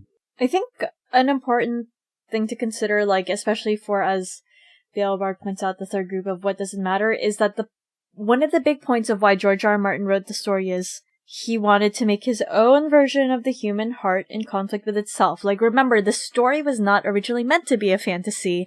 It was going to be a historical fiction about the War of the Roses, but he decided to make it a fantasy so he could go in whatever direction he wanted to explore, right? Yeah. Again, it comes back to that, conflict. And it matters because Aegon not being a true Targaryen, being a Blackfire, has all of these consequences for these characters such as Daenerys, but most poignantly and most strongly, John Connington and Arienne, because it surfaces what they wanted to believe for themselves and how they just tricked themselves and lied, and then if a reveal should come, forces that conflict and forces them to confront what they wanted to believe. And I think that that's why it matters so much. And that doesn't happen. There is less of, I think, an impact of Aegon's storyline if he isn't real, because I think that's the crux of his purpose. Mm-hmm. I think that's a great point, especially if we look back at Robert's Rebellion, where in the show they dropped it very unsubtly, where they said, like, Robert's Rebellion was built on a lie.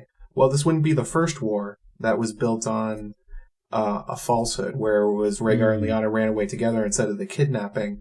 John Connington, in a way, is sort of perpetuating the same thing that got Rhaegar killed, and he's betraying him in a weird way. Making the same mistakes, He doesn't realize it, but narratively that's what he's doing. He's betraying the exact same thing that got Rhaegar killed. John Connington is Love is Blind. That's a fun... Yes. Yeah, that's a good take on it. Yeah. Yeah, I mean, I'm coming back to what we were saying earlier about Deus Ex Machinas and plot moving forward and all that, but yeah, I mean, I think that's really what does it for me, is all that you were saying about how it does create interesting problems for our main characters. Resolving Aegon's story, getting him out of the way, eliminating him as an obstacle to resolving ASOIAF as a whole, doesn't just clear the board and make it easy for our main characters. It raises these really difficult questions, and including for, like, Doran. I mean, Doran Martell, we see him start to question Aegon's identity. Was it a preview chapter or the end of Dance? I can't remember. Preview chapter. Yeah. Very on one. Yeah, right, okay. He's like, it could be, but do I dare believe it? That kind of thing. Obviously, people are already kind of going to question this identity, and I think that's just going to keep happening going forward. But what we're going to see is people pinning that hope to Aegon, and then when all that melts away, it's an interesting story. It doesn't just clear the board and make it easy for people. It makes it exponentially harder for a character like Daenerys. Yeah. This whole thing of you have Aegon who's going to be sweeping aside the Lannisters, who are pretty much hated, right, by the small folk. Right. By the Sparrows, by the Tyrells, even by the end of A Dance with Dragons. You have that whole imagery of the Tyrell and Lannister spearmen on opposite sides of the wall at the small council meeting. Mm-hmm. Yeah, it makes it so that when Daenerys arrives in Westeros, she's not going to be fighting against unpopular tyrants. She's going to be fighting against liberators, for lack of a better term. People who brought the end of the tyrannical, diabolical regime of Joffrey and Cersei and Tywin Lannister. People that are the Westerosi are going to be like, I like these guys, They got the support of the High Sparrow. They've got the chivalry of the Reach behind them. They've got Doran Martell, the Dornish. Yeah. They present a very attractive option to many people in Westeros. So when Dany arrives, she doesn't come as the character who is saving Westeros, but she comes as a conqueror. Yeah. Aegon born anew, not Daenerys the liberator who liberated the slave cities and the slaves. I think we've both written about this. It won't be Aegon born anew, it'll be Rhaegar born anew. That Varys and Illyrio are going to try very hard to make Aegon look as much like Rhaegar as they can. Yep. And Daenerys is going to be fighting against what they think. It's not going to be Aegon himself. It's going to be his older brother, who was beloved in the Seven Kingdoms until until the story came out that he kidnapped Lyanna. That's going to be very, very hard to work against for Daenerys in any sense. Not only is she the younger sibling, she's the female younger sibling. And you're looking at Rhaegar, who is the silver prince, as they call him. Yeah, the optics of it are horrible for Dany. There's one more character that Aegon... I'm not necessarily sure if he comes out as being fake or not, and if he does for Daenerys or not, but there's one more character that he affects. Oh. If Aegon Targaryen comes out as a fake, it casts doubt on Jon's own parentage. Ooh. If Aegon, who gained all this support, who claimed to be the son of Rhaegar born anew, got all of this support, turned out to be a fake, then what leg does Jon, of all people, have to stand on? Right, this rando who looks nothing like a Targaryen. Yeah. I think the show answered that the dragons will tell. They will rely on that. I mean, yes and no, but the dragons also went with Nettles. No one knows anything about her. If one of the dragons is a good reaction to Jon, I think people will take that as a good enough indication that he has some Targaryen blood, which would be unfathomable for being a northern bastard. Maybe, but also I'm just even if it's incorrect, they will take it that way. I don't see that happening until late game, though. I agree with what you're saying, Eliana, in that I think Dany herself is going to have a lot of trouble accepting it if she just finished killing one fake Targaryen. Yeah. And now this other jerk pops up. No, it's one Aegon and then another Aegon. So many Aegons. Yeah. All these eggs popping out. I've actually got a question about about John Connington. J-Con. By his real name. I won't call him J-Con. It's his boy band name. Yeah. If he found out that Aegon wasn't real and that John was, do you think he would abandon Aegon? Gosh. He has so much identity wrapped up in young Griff. He knows him. He doesn't know John. I mean, I think the first thing he would do is go and strangle Varys, like, immediately. That's probably true, yeah. What would Barristan do? Turn his cloak again, because he's a coward. No, wait. It's too salty. But that's the point of this post. Yeah.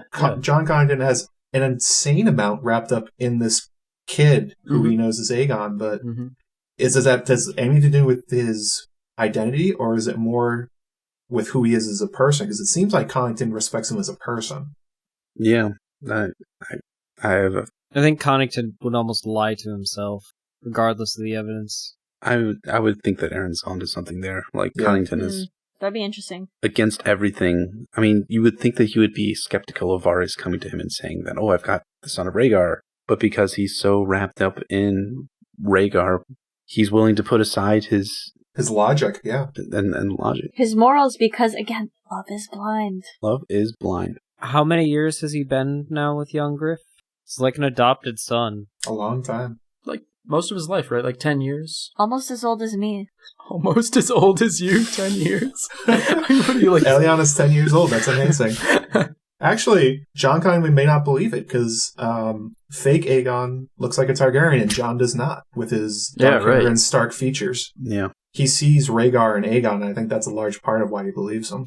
But of course, you have the Baelor Targaryen archetype, which is there to, I think, primarily Baelor's appearance. I'm just getting way off topic, but Baelor Targaryen's appearance is intended to provide the pathway for John to be like, yeah, actually, sure, but that's not what Connington's thinking about. No, of course not. Yeah, J-Con, he's got other thoughts on his mind. He's got the Silver Prince. He's got I would really love to see Connington having to deal with Aegon being fake and him being shown proof of it. That would be so fascinating. That chapter would be amazing, wouldn't it? That'd be so good. Fake news. Cersei's liberal media. Oh my God. Know it would be... I mean... You gotta know, if George was writing all that stuff in, like, Marine, based upon, at least to some degree, the Iraq War, he's gonna start getting to this stuff. He probably based some of it on what the current political situation is. For sure. I can't wait for John Connington to be like fake scroll. Fake Herald. No, you know what would be really funny though is if Cersei pulls a Stannis and sends out a letter disavowing Aegon's parentage. Oh yeah. Ooh, she probably will. But is actually correct. Like she's like, oh well, all right, it worked once. Let's do it again. But accidentally. Well, I think Cersei's going to believe him. From that, I wrote that post about Cersei how much she's in love with Rhaegar. Oh yeah. I don't think she's going to disbelieve in her heart that Aegon's fake. She's going to see Rhaegar in the same way John Connington That'll does. be really interesting. Her relation to Aegon. Yeah. Would she may pull like what she's doing the show with Euron, but do it with Aegon? I see. So here's something that I've thought about: how Aegon gains legitimacy in the Winds of Winter, and I've thought like it's almost like a game of telephone. Like, oh, John Connington says that young Griff is Aegon. Then Doran Martell is like, oh, well, John Connington says that. I believe that young Griff is Aegon. And people are like, oh, Doran Martell thinks that? Oh, I think that too, because Doran Martell thinks that Aegon is legit. You know, so you have like this kind of game of telephone going through Westeros of like sourcing it all the way back to John Connington, which is why he's so important to Varys and Illyria's scheme. Right. And then they have to kill the guy who's doubting it entirely, Kevin.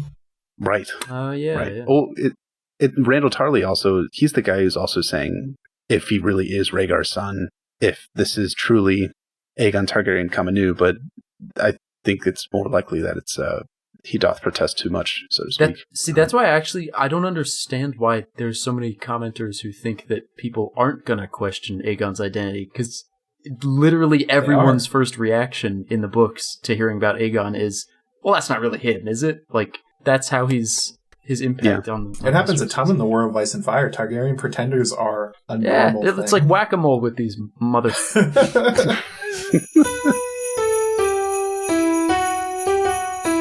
All right, this one's me. I have the honor of doing the second day of Christmas, our 2 turtle doves.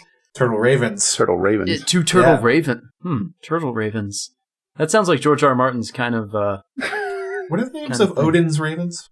Heckle and Jekyll, I believe. Are you serious? No, I don't know. Okay, this post is called The Mystery Night, about popular Bloodraven theory, ... by ShultzHS. And it's a very short post, so I'll just read it to you. I've just read, they say, the Mystery Night graphic novel. Got to say it's really great. And I think I found a nice little nod to the Maynard Plum equals Bloodraven theory. They include a picture of Plum in the comic book making a gesture with 2 fingers, and Bloodraven later in the comic book making a gesture with 2 fingers. Ooh. It's a very similar gesture. And it's the only 2 times in the comic that a character makes that gesture. Obviously, this refers to the theory that the character Maynard Plum is Bloodraven in disguise, which isn't really much a theory anymore. It's kind of a... It's pretty much canon. It's like RLJ, almost. Like Dunk was never knighted. Yeah, it's... RLJ and Maynard Plum is Bloodraven. As someone says in the comments, actually ShmedStark in the comments, who we just heard from. I've never heard of that person before. Yeah. You're a liar. They point out that this is called subtext. Someone was trying to come up with a word for it, M. Crandley. Is it a theoract? A caniory? Theory? Canon? And ShmedStark points out that it's subtext. But no, it's a nice little bit in the art that ties into this theory, which, first off, do you guys see it in the pictures? Because it's not identical. Okay. It's there. Okay. I think there's also a really strong case that, like, it's just that Bloodraven's really into finger guns.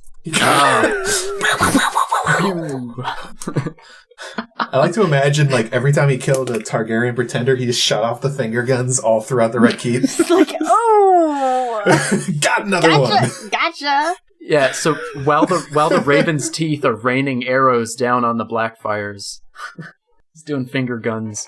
That's actually how he lost the eye. He wasn't paying attention. Oh, that's a tragedy. Gotta have gun safety. Sword fighting. Yeah, gun safety. Trigger no discipline. Trigger discipline.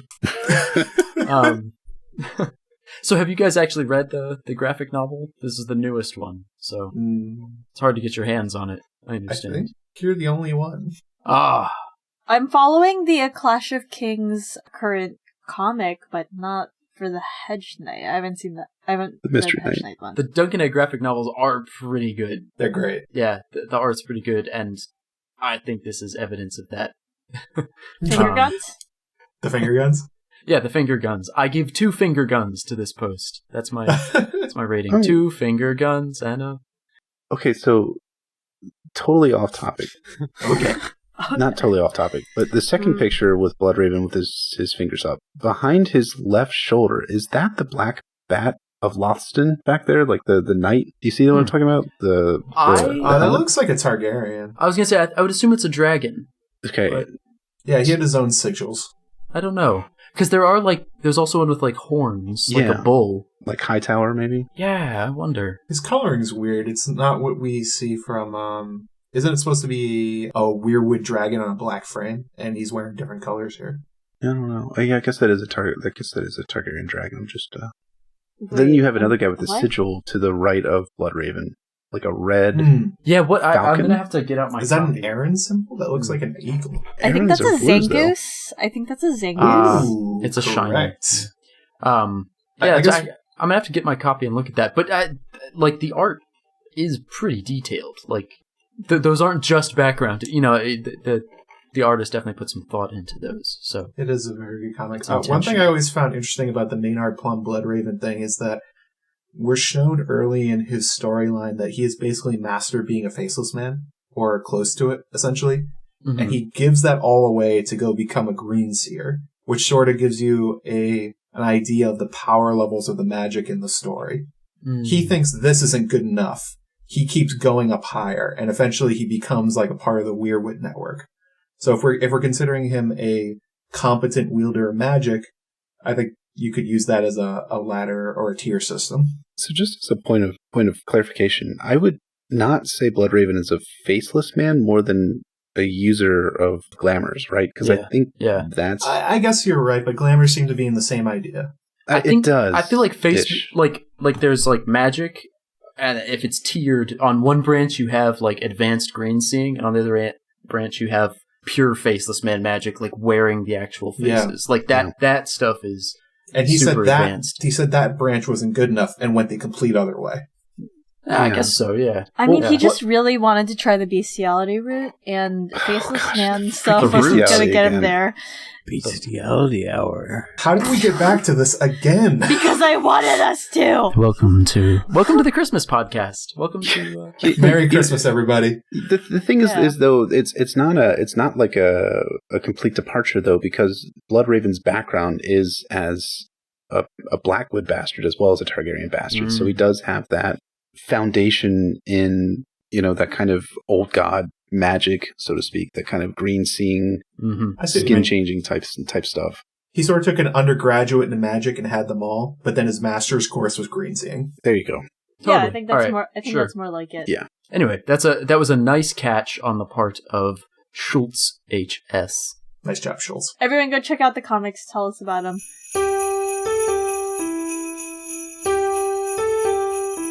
I believe that brings us to our final post, Aaron. Aaron. 12 Martins drumming. 11 gripers gripings. 10 hands deforming. 9 dragons dancing. 8 grades of arcing. 7 shadows swimming. 6 pentassi schemy laying. 5 golden blood vials.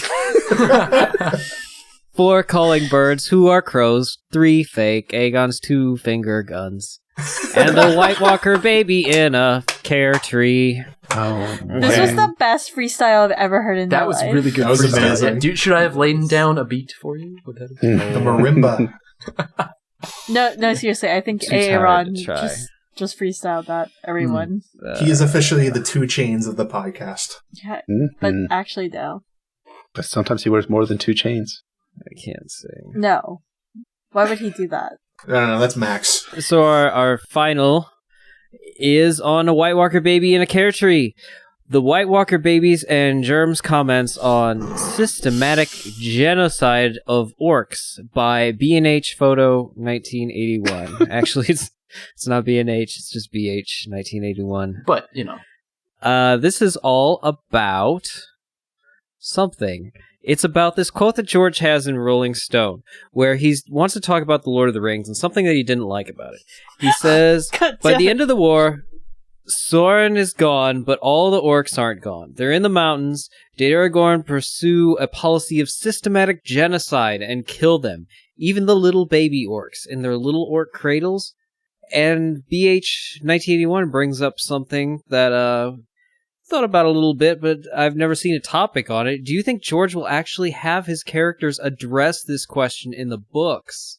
Especially given, what we've kind of seen lately in the show with this later, addition that all the White Walker magic is connected, and killing the Night King will bring about the destruction of everybody, which then would mean the destruction of all the little babies. Problem solved, or is it still genocide to kill all the little White Walker babies in their White Walker cradles? What is George going to do? Whew. Complex. Heart in conflict with itself, I guess. I mean, it is interesting because in the books, obviously, there's no evidence at all that the others have babbies. They might very well. There really isn't. I mean, there's Craster's sons. But they're also babbies. We don't know. Those are babbies. Those are the unborn. Those are babbies. I mean, for all we know, in the show and the books, when a White Walker converts one of Craster's sons, they turn into an other and then immediately grow to full human size, and they're not a babby. Possible. You know what possible. I mean? Well, you don't understand but the fact physics, that George brought this up, though, means that it's something that he, like, thinks about. So is this something that George would want to just gloss over in the series? Or is it something that he'd want to include and do what he thinks is an injustice in The Lord of the Rings? Because it sounds like he'd want to put it in, because it's something that rests on his mind. I mean, you do have that quote from George saying we'll go farther north than we've ever gone before in The Winds of Winter that I brought up earlier. Mm-hmm. And I do wonder if we will see something of the others. I just... Okay, so what... So something that I thought was interesting within this thread is user around Dilly. Dilly. Bit of misery. God damn it, you guys. Says... But then again, George R. Martin has said that the others have no culture, and that quote has haunted me for a while. Does it mean that they are akin to robots or any other beings without free will? Because it seems to me you can't have a society or community or any other sort with no culture of their own whatsoever. And this quote, in fact, comes from a video by Elio Garcia and Linda Antonsen, co-authors of The World of Ice and Fire, with George R. Martin and longtime right and maybe left hands, I don't know, or both right hands of I don't know, some sort of hands of George R. Martin, I don't know.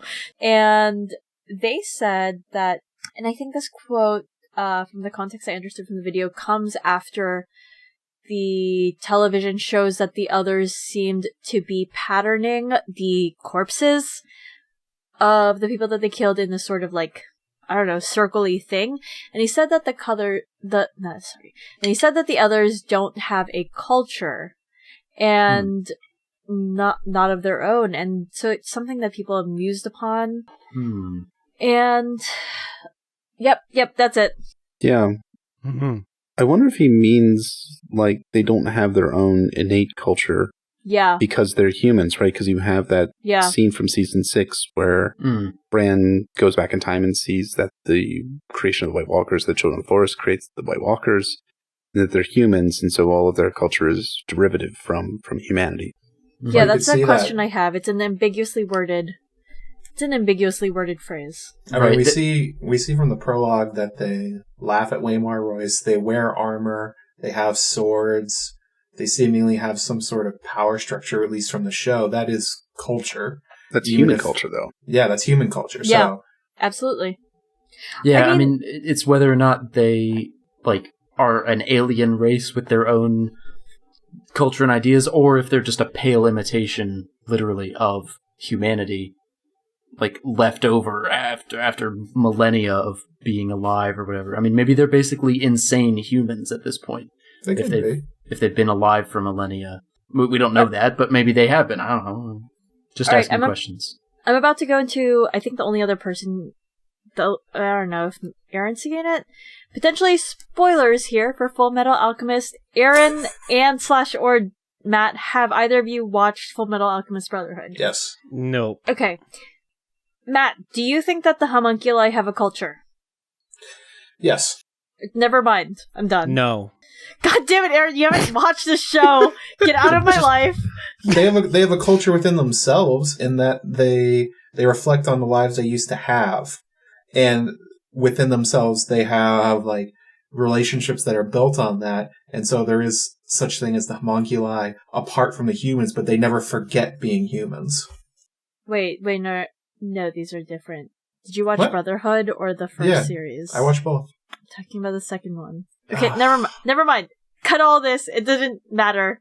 Anyway, the point is, I wonder if what Jeff was talking about. But it does take us back to the discussion, which is, is the end of the story Jon Snow running from cradle to cradle of White Walkers and putting Longclaw or Lightbringer through each of the baby White Walkers, and whether that's something that George is going to explore, or whether there'll be a different way that George explores this. And as a response, and I think it kind of can seem that George R. R. Martin doesn't like Lord of the Rings, but I would more rather say that some of the things he's writing is as a response to Lord of the Rings, that he's trying to address some of the unanswered questions in the story or things that he feels that are incomplete. Though there is one thing that he doesn't like, and that's something that I believe we'll all be discussing in a few months. on Maester Monthly. Resurrection. Oh, I thought you were going to say that the Winds of Winter was coming out, and I was like, Jeff, do you know something that we do not?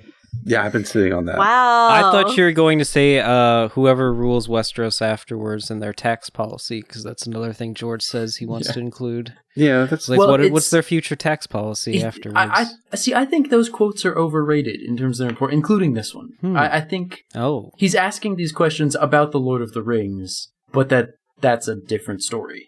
I mean, like, just because he's asking these questions about a story that he likes and enjoys and, wants to sort of pick apart doesn't mean that A Song of Ice and Fire is going to explore exact analogs to those questions, I think. I think the others are substantially different from the orcs, and barring us seeing the city of the White Walkers and there's little babies and, civilians and all that, that's possible at this point. But barring that happening, I don't see him needing to investigate the stabbing the cradles. And George is just for the Horde. He's not really for the Alliance, and this stuff is just things that sit with him inside of his head. Right? Yeah, he's a contrarian. George R. R. Martin is a contrarian. He wants. We're going to talk about WoW. I think there's a good comparison there. I bet there is. Oh, but that's some nerd. Whoa! And we're not nerds. We are nerds. I'm going to talk about this. At the end of Wrath of the Lich King, Arthas, who's essentially the Night's King from A Song of Ice and Fire, dies, but the Helm is actually the Lich King, which controls all the undead. And it creates a question with, do you let the undead run crazy and kill everybody, or do you nominate somebody to take that position? And then that ends up what's happening. Bolvar Foredragon puts on the helm and becomes the new Lich King, in the sense that, is Jon's choice eventually going to be, will he be the jailer of the others with their leader removed? Just like in Final Fantasy X. Pirates of the Caribbean at the World's End. Also that. Oh, yeah. Right. Lich King came before World's End. Thank you. Sort of a Davy Jones type situation. And also, I want to say that the question potentially, or not question or answer, I don't know. George R. R. Martin has to some extent explored this idea already, as user armchair_anger points out in the comments. They say that there's another scene that this quote brings to mind for them. And I'm going to just read the quote aloud. Ned did not feign surprise. Robert's hatred of the Targaryens was a madness in him. He remembered the angry words they'd exchanged when Tywin Lannister had presented Robert with the corpses of Rhaegar's wife and children as a token of fealty. Ned had named that murder. Robert called it war. When he had protested that the young prince and princess were no more than babes, his new Maid King had replied, I see no babes, only dragon spawn. That's so. Yeah. I think that in some ways, like, we understand what might have been the perspective of people that George is saying that maybe the people in Lord of the Rings held. I don't really know. This is a great point, though, because Song of Ice and Fire does start after the end of the fantasy story. Like, it picks up 15 years after the fantasy adventure has happened. And so, yeah, you're right. This quote, armchair anger, is really great for pointing that out. Because that is Aragorn's policy towards orc babies, right? Or a take on it. It's, well, we've got to wipe them out. We can't let any dragon spawn survive, that kind of thing.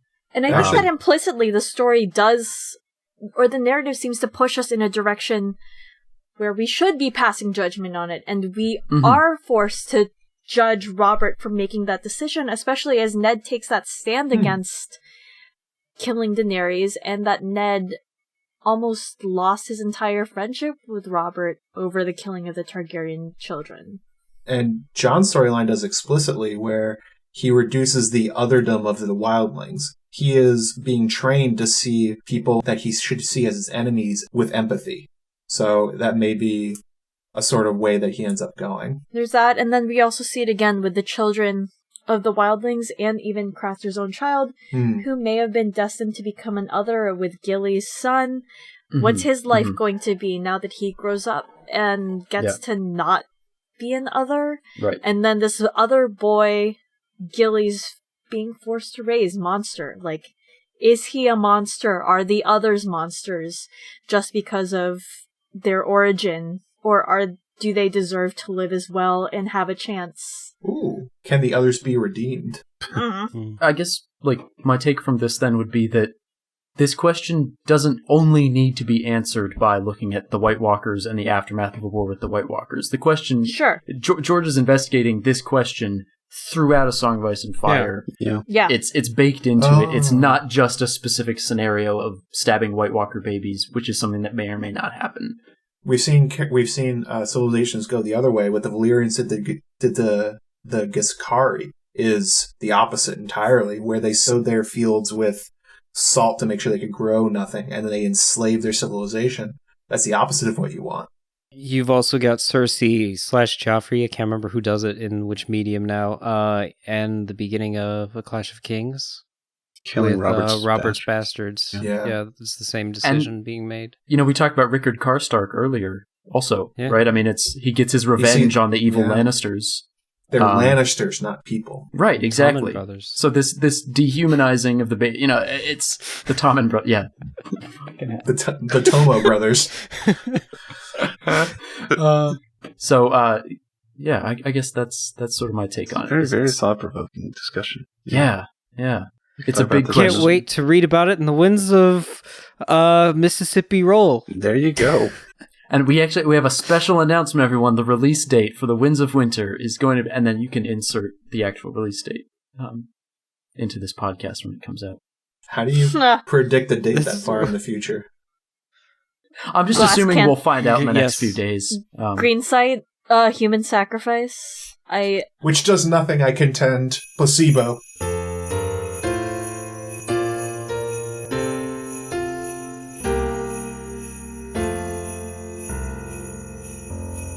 Have we made it through the 12? You guys, we did it. We did it. Did we bring Jeff's Christmas spirit back? No. Jeff, do you believe in A Song of Ice and Fire again? Jeff looks even more unhappy than when he started this entire night. My fires are still low. Jeff, I'm going to need you to pretend to be happy about what happened and be enthusiastic about the fandom. Ho, ho, ho. For Christmas? Think of the children. For the think fandom. of all the little White Walker Christmas babies up in the North Pole who want Christmas cheer. I think Jeff's 5 o'clock shadow actually came in during the call. We recorded long enough. Yeah, you've grown a beard. I think that does it for our special Christmas holiday episode of Maester Monthly. We want to say a big thank you to everyone on the Song of Ice and Fire subreddit for creating awesome content both during the busy show season and during the long night while we wait for the Winds of Winter. There's always cool stuff being posted there. There's no shortage of topics to talk about, as you can tell from the past well over 2 hours. And, of course, we want to thank everyone who's been listening, because it's almost been a year since the first Maester Monthly. And it's really cool to know that there are people out there listening to us. We did it, guys. We did it. I have been Vixen, a.k.a. Michael, a.k.a. Bookshelfstud. And I have been Dancer, a.k.a. Eliana, a.k.a. Glass Table Girl. And I have been Comet, a.k.a. JoeMagician, a.k.a. Matt. I've been Jeff, a.k.a. BryndenBfish. I never keep up with a reindeer. You didn't? You're Dunder Mifflin. Just accept it. There we go. A.k.a. Rudolph. You really think that you're Rudolph? Absolutely. I'm the brightest, the smartest. That is not Rudolph's story. And everyone doesn't like me. The bullying part is correct. I'm pretty sure he got sent to the front line, if I remember correctly, is what happened. Is Rudolph the Cersei? No, he's the Jon Snow. He's the... Actually, he's kind of Daenerys. Anyway, Aaron, give your goodbyes. He's the first one to get a Viet Cong to pop out of the brush and pop a gap into his nose. What? He's a problem for his unit, just like Jeff.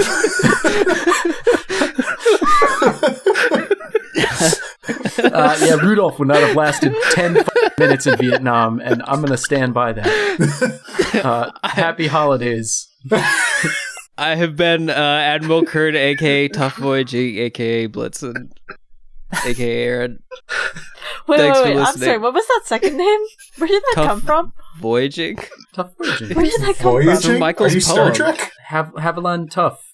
The character. Oh, okay. Ladies and gentlemen, you can find us, as always, on iTunes, on Google Play. We are on Stitcher. We have a website at maestermonthly.wordpress.com where you can find links to all these things. We are on Twitter at maestermonthly. Always be sure to check out our YouTube channel because Aaron does a fantastic job creating videos for these podcasts. And of course, now we actually have a Facebook page, Maester Monthly. You can find it because it's the only thing called Maester Monthly.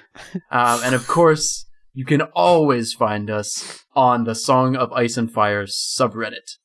I think I got everything. Thank yous for making the things. I said thank yous already. He said thank yous. Yeah, okay, I don't know. Thanks, bitches. Happy holidays. Ho, ho, ho. Ho, ho, ho. Whoa, Yeah, everyone do your ho, ho, ho's to close it out. Ho, Ho, ho, ho, ho. Bunch of hoes. Rhaegar?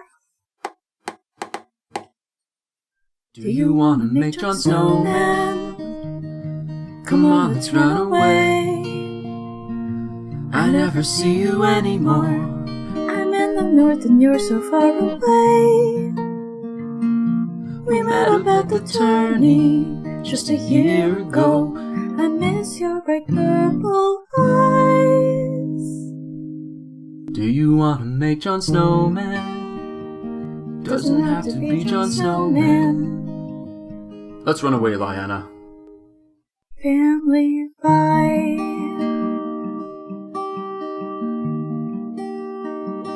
Do you want to make Jon Snowman? Or have a jousted Harrenhal?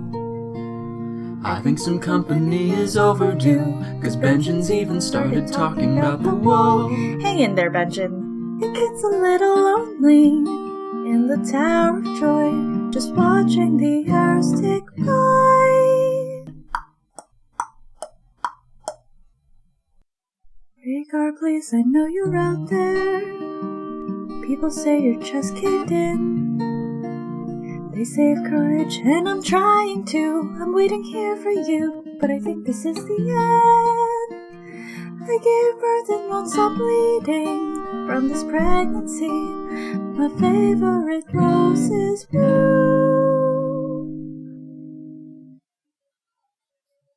Do you want to make Jon Snowman?